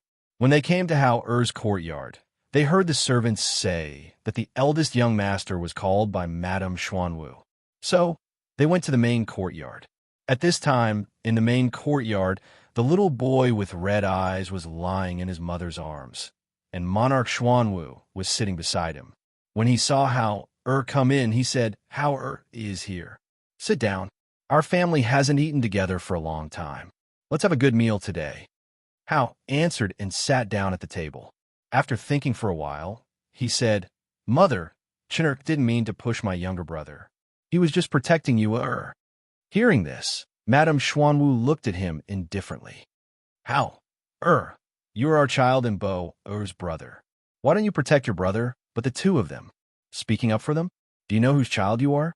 Do you know who your real family is? Hao pursed his lips, lowered his gaze, and didn't say anything. All right. What's the point of saying all this? It's not easy for the child to come back. Can't you let him have a good meal with us? What's the point of being so calculative? Monarch Black Tortoise said as he looked at his wife disapprovingly. She comforted her eldest son. Your mother's like that. Don't take her words to heart. Chapter 46-42. Hearing this, the Black Tortoise Monarch could not help but have a headache. How can this be the same? You also know that if the ghost doctor had not saved our son back then, he would be long gone now. The child is still young. Tell me, as a mother, how can you say such things? If I had known that he had returned and did not treat us as his parents in his heart, I would have preferred that he had died outside back then. Lady Black Tortoise knew that she had misspoken and could not help but fall silent. She looked at How with a guilty conscience. When she saw that his face had turned pale, she faintly regretted it. Impulse was the devil. No matter what, he was still the son she had carried for 10 months. She should not have treated him like this. Just as she was about to say something, she heard Fengjiu's cold voice. In that case, Lady Black Tortoise, just pretend that you don't have a son like him. Fengjiu brought Mu Chun and Mu Yuan. The two little guys had obviously heard the previous words, and their little faces were full of anger at this moment. Big brother, big brother. The two trotted forward and came to Hao-Er's side. One of them held his hand, and then glared at Lady Black Tortoise like little beasts. Ghost Doctor, it's a misunderstanding. This is all a misunderstanding. My wife did not mean it. Her words were said in an impulse. You can't take it seriously. When the Black Tortoise Monarch saw Fengjiu arrive, he quickly stood up to smooth things over. However, when he saw her cold expression, he could not help but feel a little embarrassed. Fengjiu ignored him and slowly walked forward to Hao-Er's side. He reached out and rubbed his head. He said softly, "It's okay. Hao-Er still has us." Hearing these gentle words and feeling the warmth from the palm on his head, Hao-Er's heart ached. He felt wronged and sad. He held back his tears and raised his head to look at the person beside him. With a helpless voice, he called out, "Mother." Fengjiu patted his shoulder and turned to look coldly at Madame Xuanwu. Hao-Er was raised by me. In my heart, he's like my own child. He has always been my treasure. I can't bear to let him suffer any grievances. I didn't expect that you would make him suffer. Since Madame doesn't want him, I will take him away. In the future, Madame, don't say that he is your son. In my opinion, you're not worthy of being his mother. Madame Xuanwu's face turned green and white at Fengjiu's words. She wanted to speak several times, but she wasn't someone like Fengjiu. She didn't even have the courage to speak when she was stared at coldly. Ghost Doctor, please calm down, Ghost Doctor. Monarch Black Tortoise said, "My wife didn't mean it that way." Fengjiu looked at him and said, "Monarch Black Tortoise, since we were talking about this today, let's make this matter clear. Back then, when I sent Hao-Er back to you, how did you and your wife promise me that you would love him and not let him suffer any grievances? In the end, since you can't love him, tolerate him, and love him like a parent should, I will take him away today. You don't have to say anything more. In the future, when he grows up, if he is willing to come back to see you, he can come back. I will not bring him back to be bullied and wronged here." Chapter 46-43. Didn't you just say that you wished he had died outside back then? Why? Now you're saying that he's your son? Fengjiu glanced at her mockingly and did not look at her green and red face. He continued, "As for why you should take him away? Haven't you heard of the saying, raising kindness is not as great as giving birth to kindness? Putting aside the fact that he was raised by me, I saved him from the beast back then and gave him a new life. Just based on this, I have the right to take him away." She glanced at the Black Tortoise Monarch and said coldly, "If you, as his biological parents, truly love him, I'm naturally willing for him to have another pair of loving parents. However, since you can't truly love him, then don't use your status as his biological parents to restrain him. Let him suffer." She was protective, especially towards her own children. If the Black Tortoise Monarch and his wife truly loved even if she could not bear to part with the son she raised, she would still send him back to his biological parents' side and let them live together and get along well. However, she would never allow the child she regarded as a treasure in her hands to be bullied and wronged by his biological parents. When the black tortoise monarch and his wife heard her words, their faces alternated between green and white. For a long time, they could not find a word to refute. In fact, they themselves knew that perhaps they did not lack Hao-Er's food and daily necessities. However, in terms of love, perhaps when they first brought him back, they would have been more attentive and wanted to give him all the good things. They also wanted to do their best to love and pamper him. However, Har was cold by nature. No matter how well they treated him, it seemed that they could not enter his heart. Later on, when they had their youngest son, they placed more of their attention and love on him. Gradually, it seemed that they drifted further and further away and became more and more distant. At this moment, Fengjiu's words were sharp and direct. They pierced through the layer of membrane that they had all along, making them embarrassed and guilty at the same time. Because those words were all true. Hao-Er, come with mother. Fengjiu did not look at them and spoke to Hao-Er instead. Hao-Er did not speak. He stood up quietly and walked out beside Fengjiu. Hao-Er, Monarch Black Tortoise called out with guilt in his eyes. Hao-Er's footsteps only paused for a moment. He didn't even turn his head as he silently followed Fengjiu and left. He didn't even look at them again. Mu Chun and Mu Yu followed closely behind, holding their big brother's hand. In the past, they didn't know that their big brother's biological parents didn't treat him well.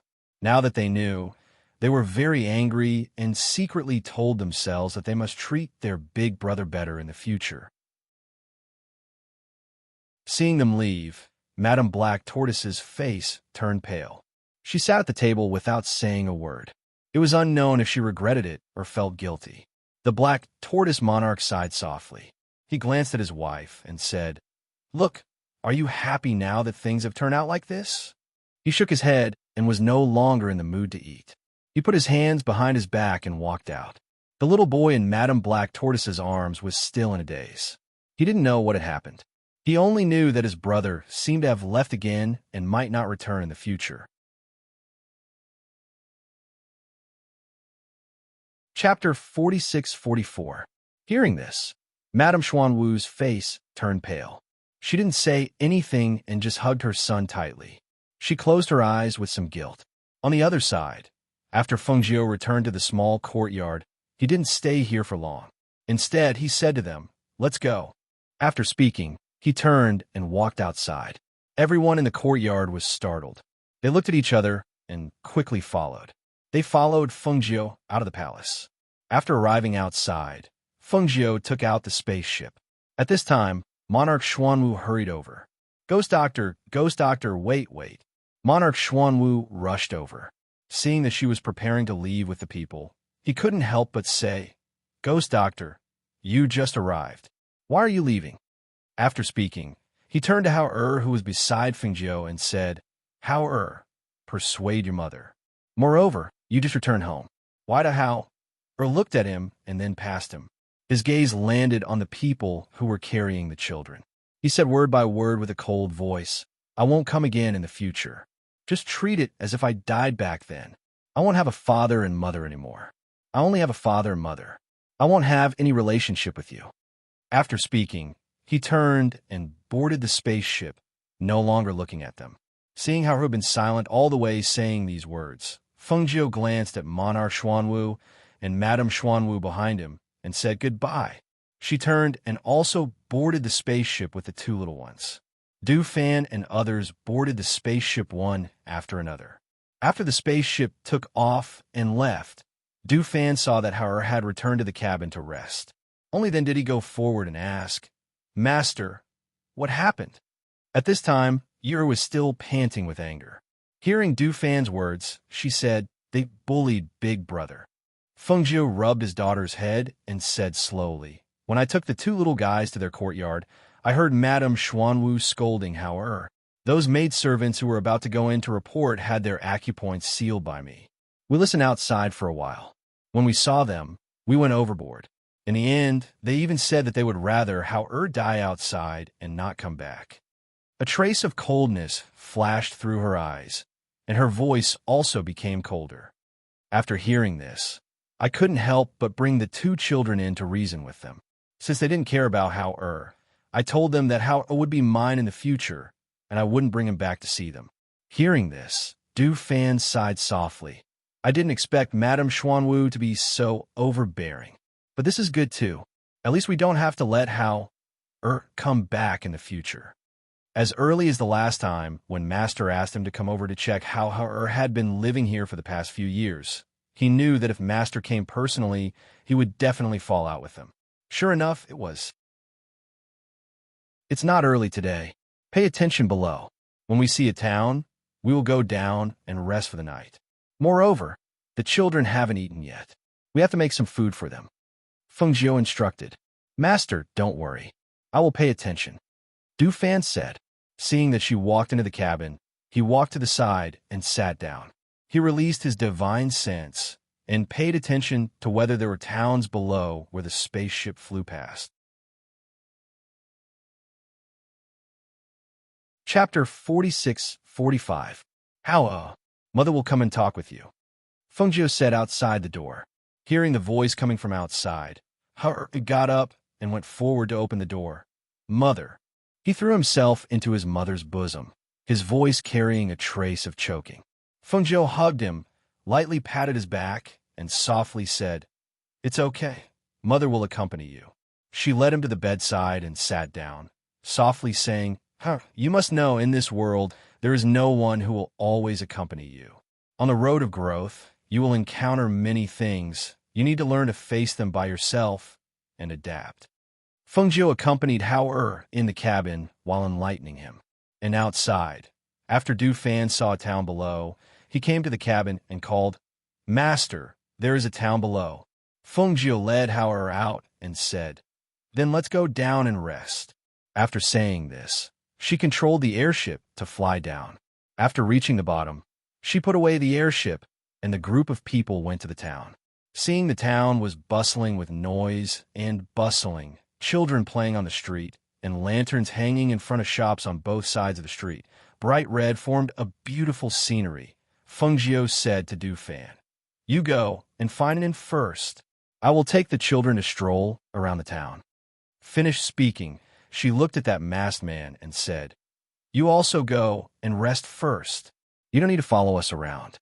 The masked man glanced at nodded his head, and faintly replied, And, finished speaking, he turned around and went to find an inn first. Then, Master, don't be too late. I will go and find an inn first. In a while I will use my communication jade to inform you. After saying this, Du Fan saluted and left with that masked man, leaving behind Lung Hua and Lung Shuang to follow beside Feng Jiu and others. Let's go. Mother will show you around. If you want to eat something, just tell Mother and Mother will buy it for you. Feng Jiu said with a smile as she led them forward. Lung Hua and Lung Shuang looked at each other and smiled. They quietly followed behind them to help look after the three children. Compared to the food in the restaurant, the three children preferred the street snacks. Feng Jiu took them to try the dishes one by one and brought them to buy some small toys. Along the way, Hao Er's mood gradually improved. Are you tired? Do you want to go back and rest? Feng Jiu asked, looking at the three excited children. Mother, I heard the people over there say that they are going to the river to release wishing lanterns. Mother, let's also go. Yu pulled her hand and lightly swayed it, looking at her with a spoiled appearance. Seeing this, Feng Jiu smiled and replied helplessly, Okay. Mother will accompany you. Let's go. Let's go and buy wishing lanterns first. They walked to the front of the small stall, and after buying several wishing lanterns, they followed the person holding the wishing lanterns until they arrived at the riverbank where many wishing lanterns were floating. In the river, on the water surface, those wishing lanterns were like lotus flowers in full bloom, emitting soft light. They floated on the water surface and floated along with the slowly flowing water, which was very beautiful. The three children took the wishing lanterns to the riverbank, and after silently making a wish in their heart, they put the wishing lanterns into the river and watched it slowly float. Chapter 46-46. Okay, Let's go back and rest. Fengjiu bent down and picked her up. She smiled and looked at Hao and Mu Chun, who were walking over. Let's go to the inn to rest. The two children agreed and followed her to the inn. At noon the next day, the group of them left on the flying ship. They first returned to the Feng ancestral home and brought 17 to the Pan family's mortal world. 1 month later, the three children came to the mortal world again. However, the difference was that last time they were stranded here and couldn't go back. This time, their mother and other people accompanied them. Fengjiu also had the intention of taking them on a scenic tour. She took Hao to relax and let Mu Chun and Mu Yu have some fun. Along the way, she also took this opportunity to teach them some things. You are like medicine, so she taught her. Although she was young, she learned things very quickly. In less than a month, she already knew how to make some simple medicine by herself. In terms of cultivation, she also taught Hao and Mu Chun. The two often learned from each other, and Mu Chun's improvement was also very fast. On the other hand, Hao became less and less talkative. Although he tried his best to appear normal, she knew that his biological mother's words were like a sharp knife that cut through his young heart, leaving a mark. It wasn't so easy to erase it. Since they had arrived at the mortal realm, they did not use a flying ship. They would only fly on their flying swords occasionally and rest from time to time. Even though they were walking leisurely, they still arrived at the imperial city in the evening. Mother, we're here, Yu said excitedly. I can go see Brother Fu Qing and Sister Shui. Mu Chun also showed a rare smile. Although he didn't say anything, he was still very happy to be able to see the little fellow of the past. Mother, the Pan family's residence is in front. Hao pointed and said. As they entered the city, the stunned and surprised gazes of the people in the city followed them closely. After all, the aura of immortal cultivators was incomparable to that of mortals. In addition, they were all very outstanding. When they walked in, they naturally attracted the attention and curiosity of the people. Hey, look, aren't those twins the ones who lived in the Pan family? Someone recognized Mu Chun and Mu Yu. After all, these two children's exquisite and identical faces were hard to forget. That's a celestial child. The fairy child had returned. Look at the people around them. All of them are so good-looking. They must be immortals. Immortals have come to our imperial city. Immortals have come to our imperial city. As the surprised cheers of one of the citizens spread out, those voices spread out one after another. They were also densely surrounded, but no one blocked the path ahead. As they walked forward, the surrounding citizens naturally opened up a path for them. There were even people who ran to the Pan family to inform them of the good news. Pan Ning was sitting in the courtyard, drinking tea and reading a book. His son, Fu Qing, was practicing martial arts in the courtyard. Suddenly, he saw the housekeeper rush in with a surprised expression. He put down his teacup and asked, "What's wrong?" Chapter 46-47. Mu Chun and little sister Yu are back. Fu Qing's eyes lit up when he heard that. He immediately ran out and shouted, "That's great! That's great! Mu Chun and little sister Yu are back." Pan Ning was also startled. He quickly stood up and asked anxiously, "You said they're back? Did someone accompany them back?" "Yes, someone accompanied them back. They should be at the gates soon." The butler smiled. "Have you informed the old master and the others?" Pan Ning asked as he walked out quickly. The butler followed behind and said, "Yes, old master and the rest are already in the front yard." "Then what are you waiting for? Quickly open the door. We'll go out and welcome them," Pan Ning said and quickly walked forward. When Pan Ning arrived at the front yard, his brother, sister-in-law, old master, a few children, and his wife were already waiting there. He quickly walked forward and said, "Grandfather, I heard that Hao and the rest are back. Not long ago, that person who claimed to be their uncle left. Now, I heard that the children are back. They should have returned to their parents' side." Old master said, "Let's go out and welcome them. Our Pan family is greatly indebted to them." Thus, the group followed old master and waited in front of the Pan family's gate. From afar, they saw a group of people surrounded by the city's citizens slowly walking over. When they saw the group of people, even they couldn't help but be shocked and surprised. It was because the group of people walking over, regardless of whether they were men or women, were good-looking. Moreover, they were the kind of people who were stunning. What made them feel the most awestruck was their aura. The kind of elegant, immortal aura, as well as the noble aura on them, made people involuntarily feel awe and respect, not daring to be presumptuous. Big brother Fu Qing, big brother Bowen, big sister Shui we're back. Yu saw them from afar and hurriedly waved her little hand and shouted as she ran forward. Little sister Yu Fu Qing waved his hand with a face full of excitement. Bowen and Shui, who were standing beside Pan Hong, saw them and smiled happily. Their eyes lit up as they looked at their little friend whom they hadn't seen in a long time. Big brother Fu Qing, look, we're back. We even brought my mother back, Yu said with a beaming smile. Turning her head to look at the place where her mother was, she said with a beaming smile, Big brother Fu Qing, do you think my mother is beautiful? The one in red is my mother. Bo Qing looked at the extremely beautiful woman in red and couldn't help but widen his eyes and ask, Little sister Yu is your mother also an immortal? Does your mother know how to fly? Let me tell you something. A few months ago, a man with a tiger's waist and a bear's back came to find you. He said he was your uncle. He can fly. I saw him fly away. Hee. That is my uncle, but this time he didn't come with us, Yu said while grinning. At this moment, old Master Pan stepped forward and cupped his hands in greeting. Greetings, esteemed guests. Please come in, please come in. He gestured for them to enter the residence first. Please come in. Pan Hong and Pan Ning also bowed and gestured for them to enter. Feng Jiu glanced at them, smiled slightly, and nodded before following them inside.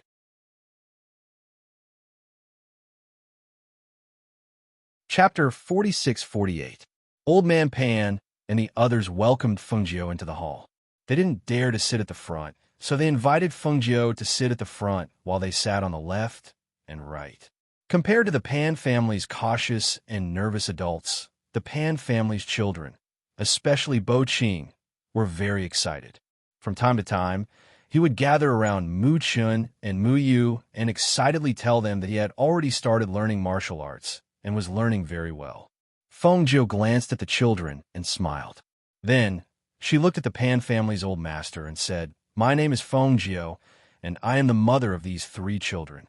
Some time ago, something happened, and the children were stranded in the mortal world. I only found them not long ago.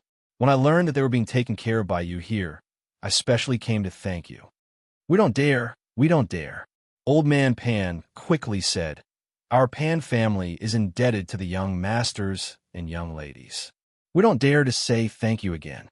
Feng Jiu smiled and didn't say anything else. She just glanced at Pan Ning and looked at Pan Hong. Then, her eyes stopped at his legs. Told me that you have helped him a lot.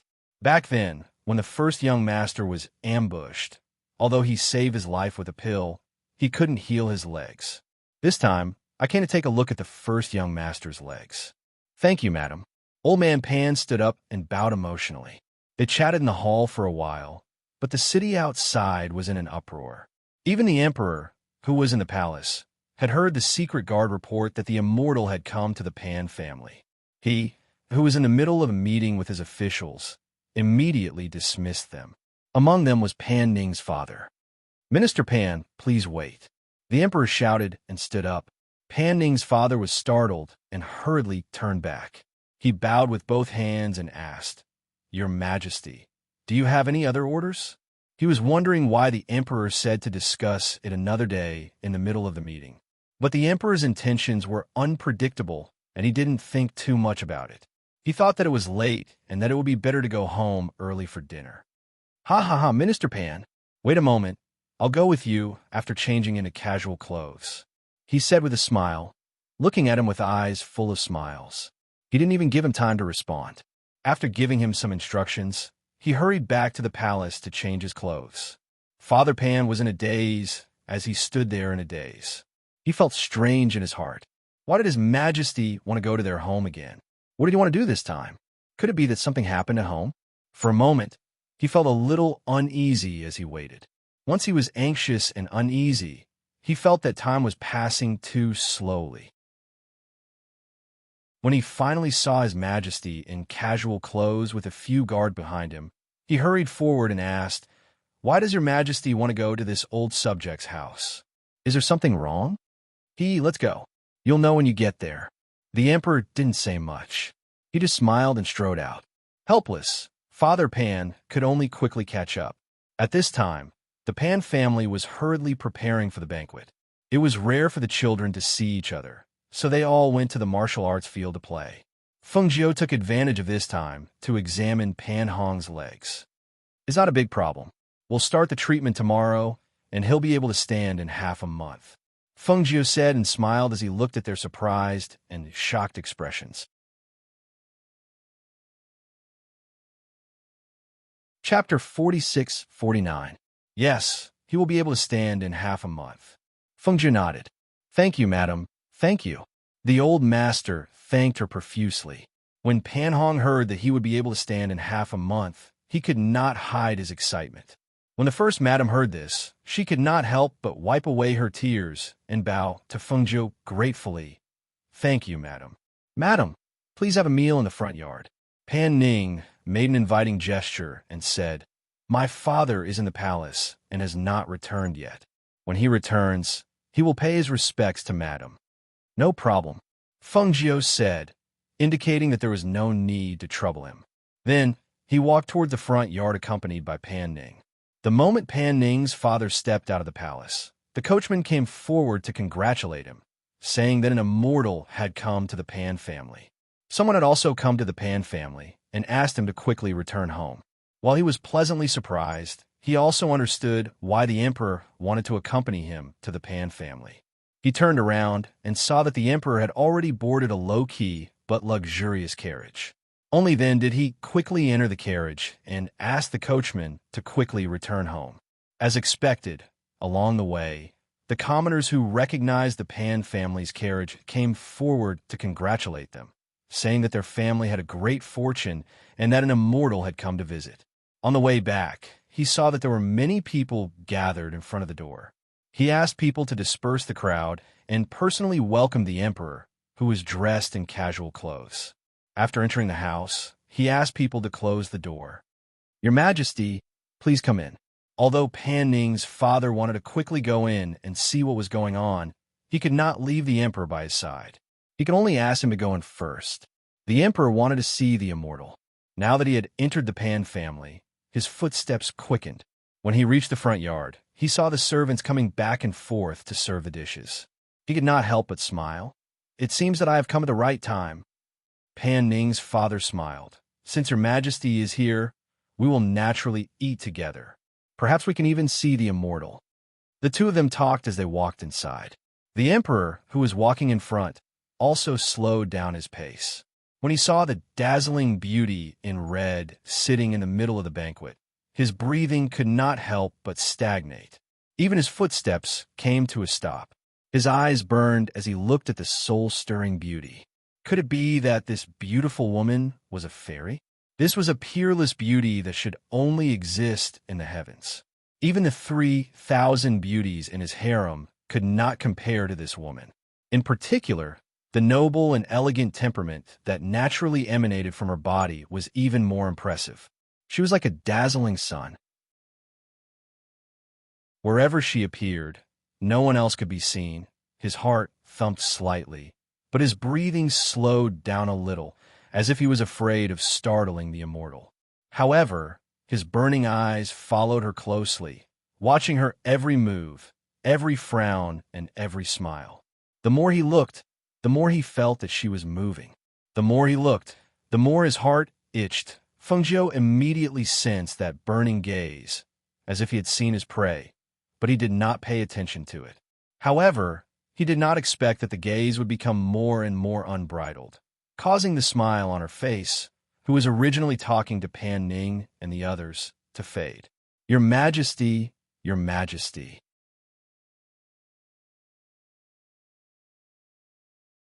Chapter 46-50. His voice became heavier and carried a hint of anxiousness, which caused the emperor, who was intoxicated by Fengjiu's beauty, to come back to his senses. Cough. He uncomfortably clenched his fist and pressed it against his lips as he coughed lightly. He glanced at Pan Fu, then looked at the beautiful woman in red, and said, "Minister Pan, this lady should be the immortal, right?" Pan Fu wiped his sweat and said, "This subject has not seen her before, but since she appeared here, I think she should be." Pan Fu, Pan Hong, Pan Ning, and the others all noticed the emperor's arrival. They also noticed that the emperor looked at Fengjiu with the gaze of a man looking at a woman. If Fengjiu was an ordinary woman, then the emperor, as the ruler of a country, would naturally look at a woman with the gaze of a man. However, Fengjiu was not an ordinary woman. She was an immortal, a woman. Moreover, she was a female immortal who already had a husband and child. For the emperor to look at her with such a gaze was a blatant offense. Seeing this, their hearts tightened, and they hurriedly stood up to mediate the situation. "Greetings, your majesty." Pan Hong and the others hurriedly stood up and bowed. "Haha, I have come incognito, so there is no need for such formalities." The emperor smiled and waved his hand, his gaze still fixed on Fengjiu.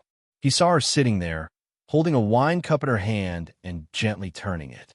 Her fair and slender fingers moved with the movement of the wine cup, giving off a seductive feeling. "Impudent!" A reprimand came out of Lang Shuang's mouth, causing the emperor's mind to tremble. He recovered from his intoxicated state of staring at Fengjiu's fingers and swallowing saliva. He felt a little awkward and was unable to back down, and his face immediately turned green and white. A wave of pressure filled the air, and under this pressure, everyone felt as if a huge rock was pressing down on their chests. Even breathing was difficult. The one who felt the most uncomfortable was the emperor. He stood there, cold sweat seeping out of his forehead. The powerful pressure made him fearful, and he even had the urge to kneel down. However, Lang Shuang knew when to stop. She knew that if she made the emperor kneel in front of so many people in the Pan family, he would probably attack the Pan family out of shame and anger. Therefore, she only exerted pressure to make him uncomfortable, but did not directly force him to kneel. After a while, the emperor's clothes were drenched in cold sweat, and his legs were weak. At this time, Fengjiu said, "Okay, go and see if the children are here." "Yes." Lang Shuang then retracted her pressure and turned to leave. Seeing this, Master Pan hurriedly bowed to Fengjiu and said a few words of praise before hurriedly helping the emperor out. "Madam, please excuse me for a moment," Pan Hong said, bowing to Fengjiu before pushing his wheelchair away. "Madam, please don't be offended. His Majesty has been in power for a long time, so it's inevitable that he loses his sense of propriety sometimes," Master Pan said. Fengjiu smiled and said, "It looks like your emperor is not a smart person. As the ruler of a country, it's not good for the people to be so short-sighted." The Pan family did not dare to respond to this. Panning only helped Fengjiu pour wine and talked about other things. On the other side, the emperor, who was being helped away by Master Pan, felt his legs go weak. He wanted to stand, but he could not. It was as if all his strength had disappeared.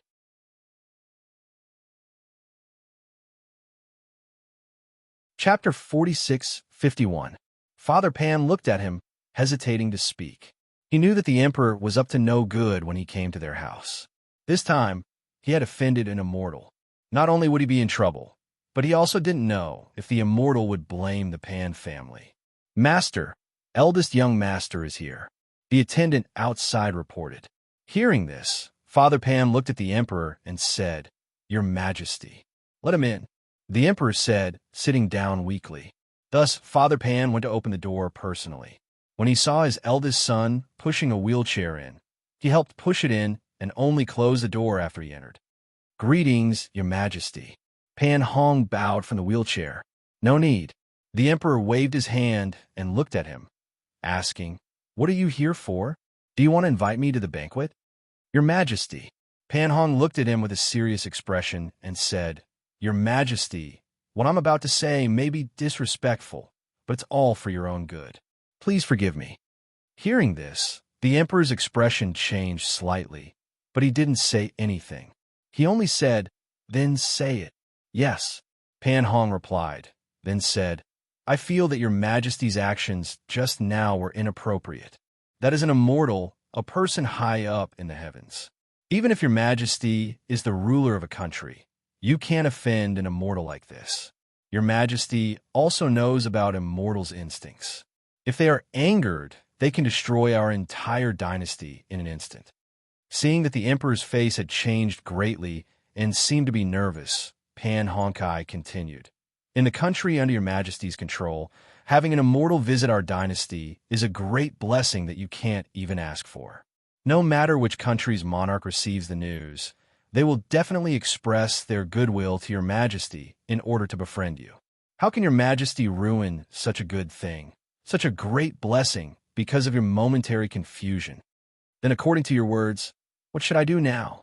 He already knew the seriousness of the matter and the pros and cons. His head that had been blinded by the beauty also sobered up at this moment and hurriedly asked Pan Hong. After Pan Hong could no longer stand up, he resigned from his position and stayed at home. Since he was already a court official, he shouldn't have said such things. However, this matter didn't just concern the emperor, it also concerned the Pan family. Thus, he could only speak up boldly and tell him the pros and cons. Now that he saw that he was willing to listen, he relaxed slightly and said, "If your majesty listens to my words, you will personally apologize and then return to the palace." Apologize? The emperor was a little hesitant. As the ruler of a country, how could he swallow his pride and apologize? "If your majesty feels that it is inappropriate to go personally, you can return to the palace first and send someone to send some gifts as an apology. My father and I will definitely put in a good word for your majesty in front of the immortal and ask for her forgiveness," Pan Hong said again. Hearing this, the emperor hurriedly said, That's good. We'll do as you say. I'll return to the palace now and have someone send over a generous gift. You must put in a good word for me in front of the immortals. I really didn't mean to offend you." "Yes," Pan Hong replied. Seeing this, Pan Hong's father heaved a sigh of relief. At the same time, he stepped forward and said, "Your Majesty, I'll send you out." No need. You can accompany the immortal. I'll leave on my own." He waved his hand and took a deep breath before walking out. A few guards escorted him out.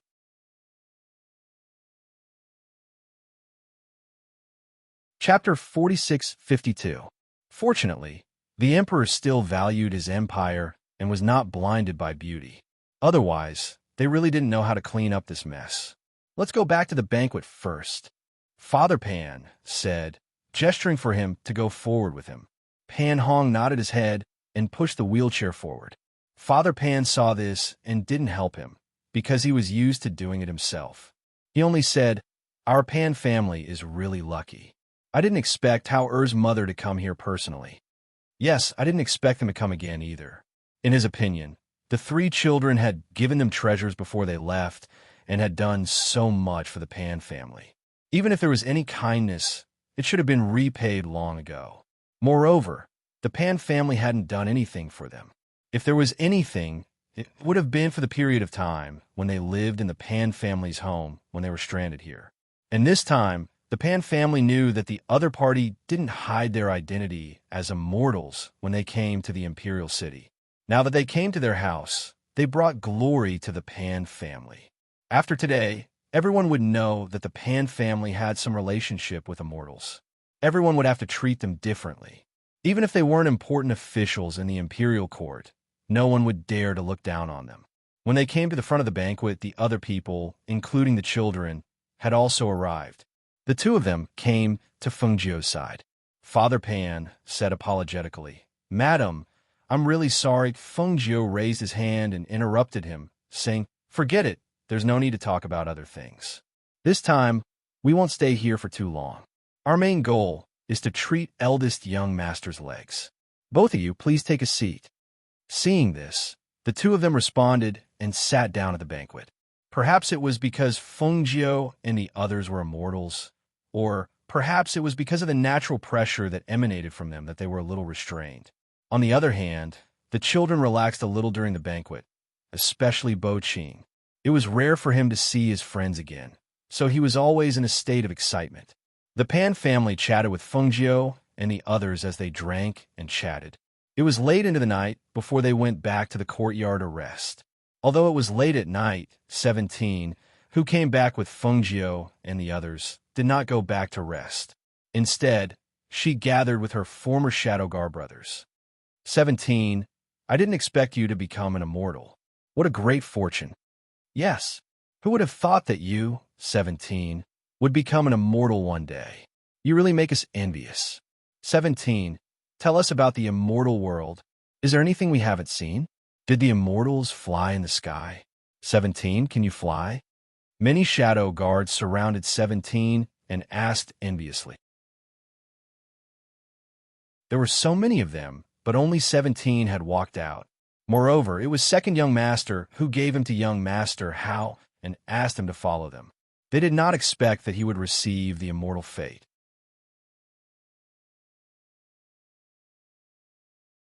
Chapter 46-53.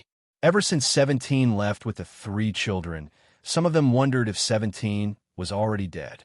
After all, 17 had to protect the 3 children, and the place they were going to was probably filled with unknown dangers. Who would have thought that 17 was still alive and even obtained the immortal fate? This made them envious. 17 looked at them and said, "The immortal world is the same as the mortal world. It can even be said that it's more dangerous. With my skills, I don't even have a chance to fight back in front of those immortals. Furthermore, immortals don't even need to lift a finger to kill people.